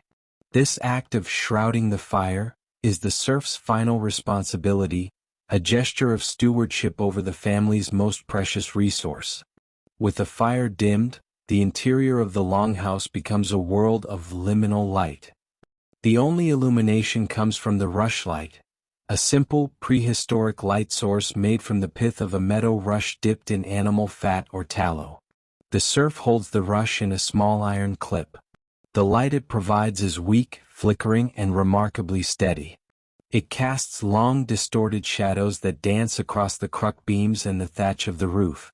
The smell of the burning fat is heavy and slightly acrid, a scent that marks the boundary between the day's work and the night's rest. The social life of the family now contracts to the small circle around the rushlight. This is the time for the minor labors, tasks that can be done by touch as much as by sight. The spouse of the serf might pick up a drop spindle, the whirl spinning with a soft, rhythmic whir click against the floor. The sound of the wool being drawn out is a faint, fibrous hiss. The serf might use a small knife to mend a wooden bowl or to carve a new peg for the plow. These movements are slow and automatic, a way of keeping the hands occupied while the mind begins its slow descent towards sleep. The conversation at this hour is sparse and repetitive. They speak of the old stories, not as grand epics but as familiar, boring anchors of their identity. They recount the tale of the great frost of 20 winters ago, or the time the Lord's grandfather granted the village an extra day of pannage in the woods. These stories are told with the same cadence every time, a verbal weaving that reinforces the custom of the manor. The children listen from their palates, the low murmur of the adult voices acting as a sonic blanket. The words aren't meant to excite, they're meant to reassure. They confirm that the world is stable, that the future will look like the past, and that the family is safe within the walls of the longhouse. Beyond the walls, the village has become a ghost of itself. The curfew has done its work. In the absence of human noise, the sounds of the natural world become amplified. The serf hears the scrut-scrut of a mouse in the thatch, the rustle of the wind in the garden leaks, and the heavy rhythmic shifting of the oxen at the other end of the house. The animals are now silent, their presence felt through the heat they radiate and the occasional deep sigh of a sleeping cow. This proximity to the livestock is a fundamental texture of the peasant night, a shared biology of rest. The air in the longhouse has become still and thick. The oxygen is being slowly consumed by the fire heart and the breathing of the family and animals. It's heavy air, one that encourages the eyelids to droop and the limbs to feel like lead. The serf feels the weight of the night, pressing in from the darkness outside. The windows, the small eye-holes, have been covered with wooden shutters or thick wool, sealing the interior world away from the night vapors and the unknown terrors of the wild forest. The final ritual is the preparation of the bedding. The serf moves to the straw pallet, the dry stalks rustling with a crisp, hollow sound. They shake out the heavy wool blankets, releasing the dust of the day's labor into the flickering light of the dying rushlight. The texture of the wool is coarse and cool, but as the serf slides beneath it, the heat of their own body is quickly trapped. The pallet isn't a flat surface but a nest, a hollowed-out space that's been shaped by the body's weight over months of use. The serf lies in the darkness, eyes open for a moment, watching the last red pulse of a coal through the gaps in the curfew pot. The world has narrowed to the sound of their own heartbeat and the slow, communal breathing of the household. There's a profound sense of completion. The water has been drawn, the fire has been banked, the debt of the day has been paid in sweat, and the Lord's law has been satisfied. The boringness of the day's routine is now its greatest reward. It provides a peace that's devoid of the friction of choice. As the serf drifts into the first layers of sleep, the sounds of the manor continue in a distant, indifferent loop. The river continues its babble. The owls continue their hunt. The stars continue their slow, silent rotation over the thatch. The village is no longer a collection of individuals but a single hibernating organism, breathing in unison with the earth. The evening return has dissolved into the deep night, and the serf is carried away on the rhythmic, predictable tide of a world that knows exactly what it'll be when the sun rises. Section 8 Nightfall and the Cycle of Seasons. The transition from the banked hearth to the deep night is a descent into a world where the visual sense is entirely surrendered. As the last embers of the rushlight flicker out, the longhouse is plunged into a darkness so thick it feels like a physical substance. This is the true night of the Middle Ages, a darkness unpolluted by any distant glow of electricity or the hum of machinery. In this space, the serf's world contracts to the immediate sensations of the body and the rhythmic atmospheric sounds of the sleeping manor. The air, which was warm and smoky near the hearth, begins to cool, the dampness of the earth floor rising to meet the heat of the bodies huddled on the pallets. The architecture of silence in the village isn't empty, it's a dense, vibrating layer of small noises. The first layer is the domestic rhythm. From the far end of the longhouse comes the steady oceanic breathing of the oxen and the cow. It's a slow, resonant sound, a deep, nasal inhale followed by a long, vibrating exhale that seems to rattle the wooden partitions. Occasionally there's the heavy thud of a beast shifting its weight in the straw, or the soft, wet sound of a tongue licking a muzzle.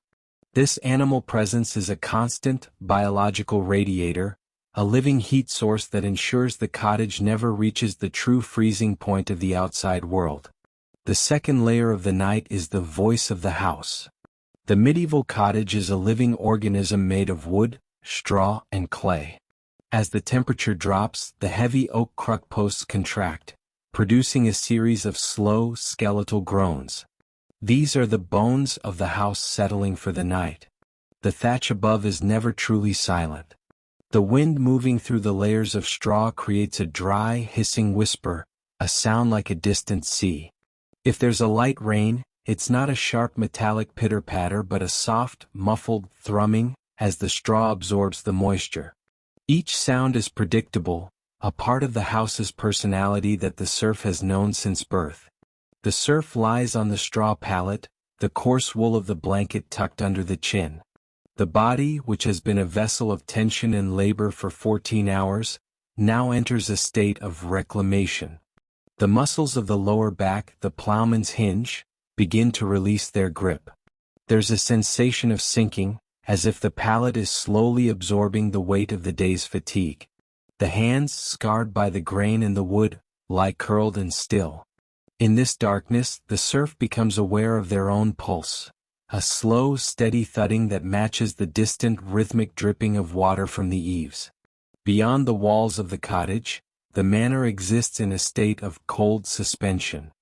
The great open fields, so frantic with the movement of plow teams and gleaners just hours ago, are now vast, silver-gray expanses under the light of the moon or the sharp, cold points of the stars. The soil is resting. The moisture in the furrows is beginning to turn to a thin, crystalline frost, a microscopic hardening of the earth. The serf's mind, drifting in the first stages of sleep, imagines the strips, long dark ribbons of potential stretching out toward the forest. These fields are the serf's past and their future, a landscape of eternal repetition. The cycle of seasons isn't a linear progression to the serf but a great wheel. Even as they rest in the deep night of autumn, the memory of the other seasons remains present. There's the memory of the mud from the spring plowing, the cold, suctioning weight of the clay. There's the memory of the heat from the midsummer harvest, the dry, itchy dust of the wheat and the blinding glare of the sun on the sickle. There's the memory of the wood from winter, the sharp, resinous smell of the pine and the biting cold that turns the breath into white plumes. These seasons don't replace one another. They layer upon one another, creating a thick, boring tapestry of existence. The serf's internal clock is tuned to these shifts. In winter, the night is a vast, 14-hour cavern of rest, a time of semi-hibernation where the body stores energy for the coming surge of spring. In summer, the night is a short, breathless interval, a mere pause between the late-setting sun and the early dawn. Tonight, in the equilibrium of the year, the night feels perfectly balanced. It's a time of unpaid labor, the labor of the body repairing itself, the labor of the mind processing the notches on the tally stick and the words of the manor court. As the night deepens, the social identity of the serf dissolves. In the field they're a driver. In the hall they're a tenant. But here, in the darkness, they're simply a part of the manor's biology. They're no different from the deer in the Lord's wood or the fish in the river. All are subject to the same boring laws of the sun and the moon. This realization isn't frightening, it's profoundly comforting. It removes the burden of choice. There's no need to decide what to do tomorrow, because tomorrow is already written in the soil and the season. The plow is waiting, the oxen are breathing, and the sun will rise at the appointed moment. The atmosphere of the house becomes colder as the small hours of morning approach. The serf pulls the blanket tighter, the smell of the wool, a mixture of lanolin and old smoke, acting as a final sensory anchor.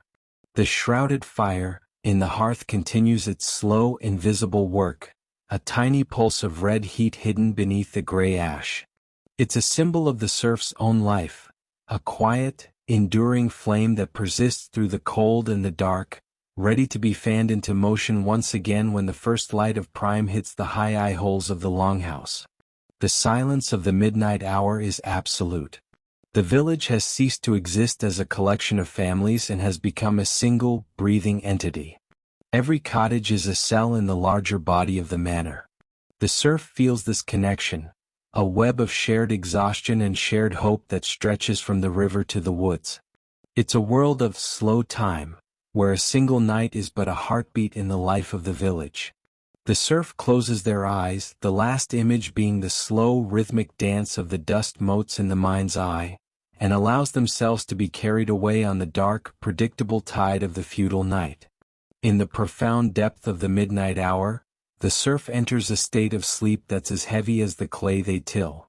This is the deep night, a period where the cognitive mind fully surrenders to the physical needs of the body.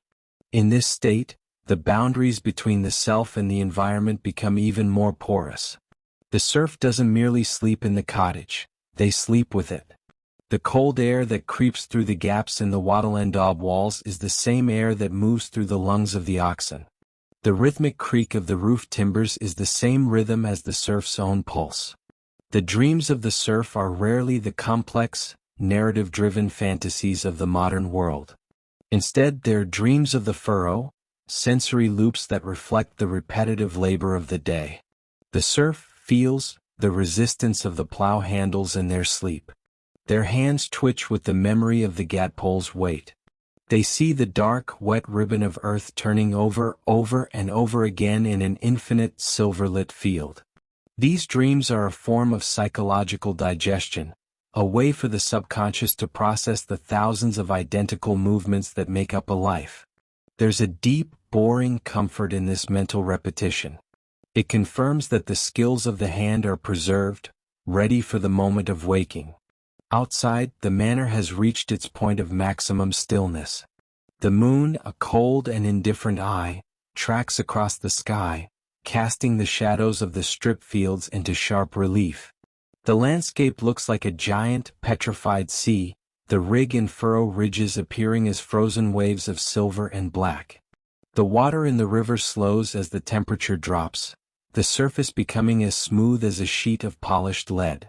This is the hour of the microfreeze.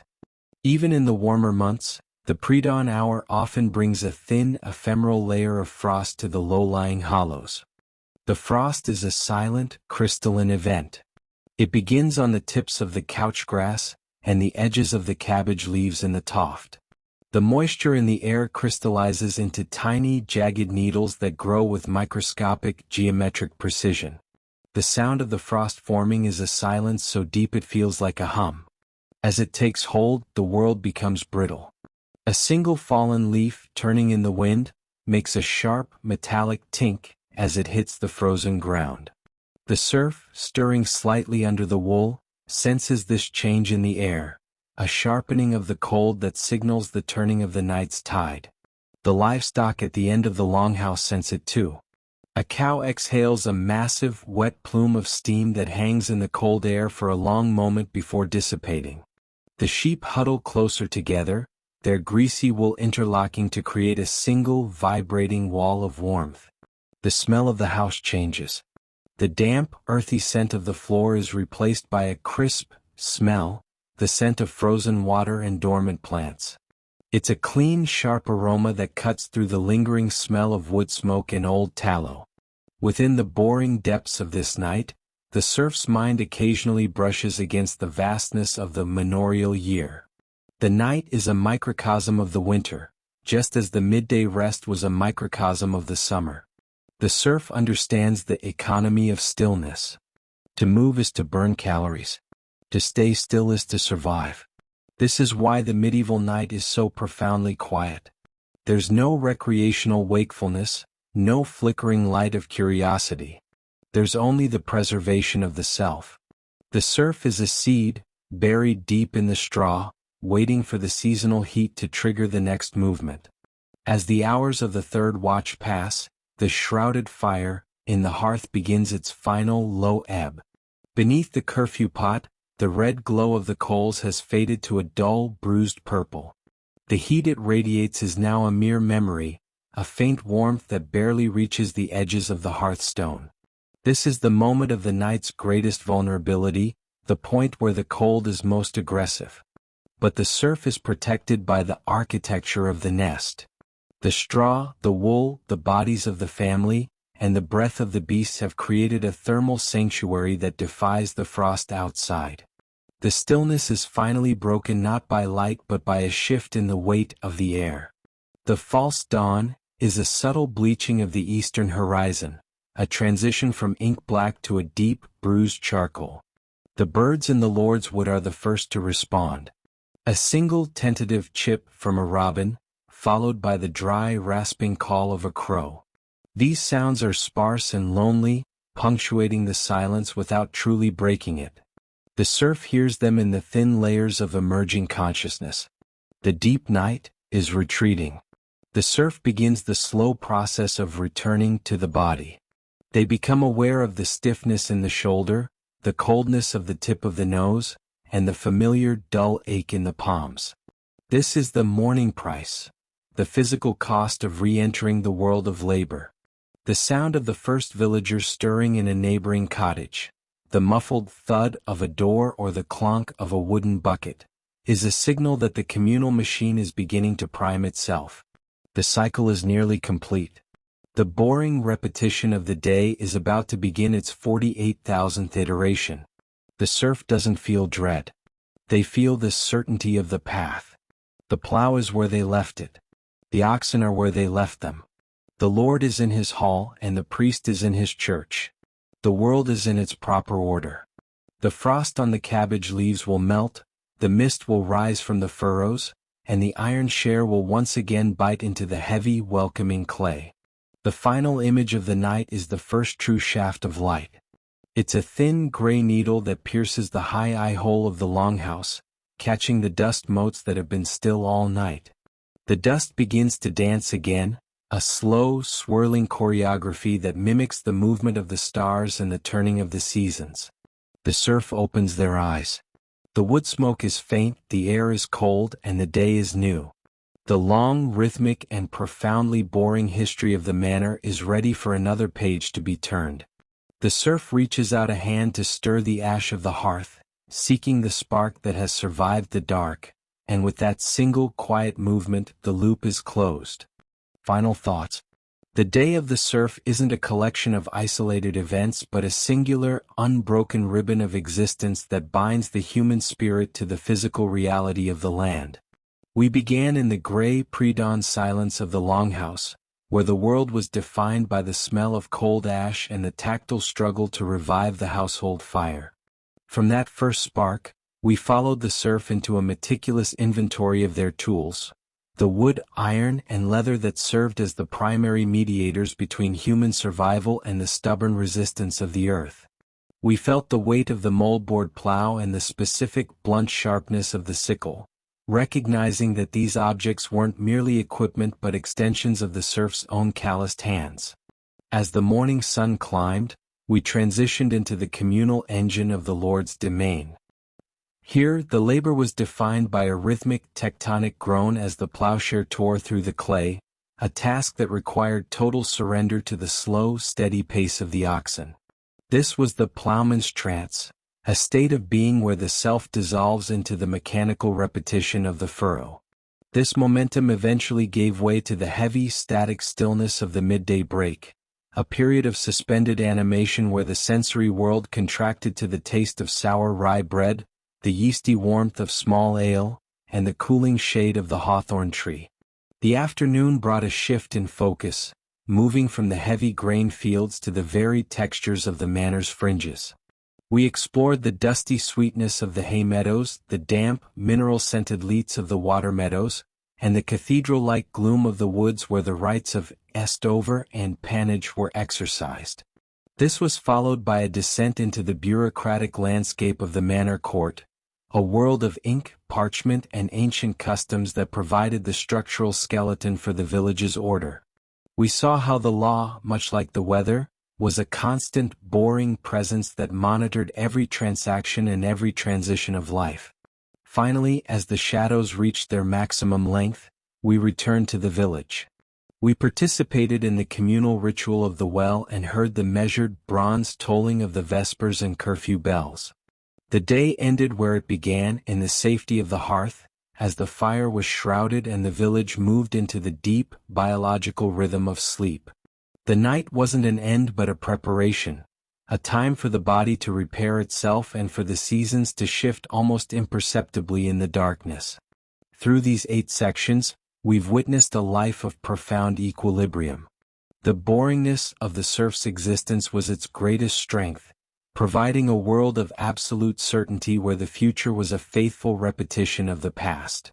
As the final frost settles on the landscape, the loop of the manor is closed, standing as a testament to a way of life that endured for centuries through the simple rhythmic power of the next step, the next furrow, and the next dawn. Goodbye for now. Remember, those who don't learn from history are doomed to repeat it.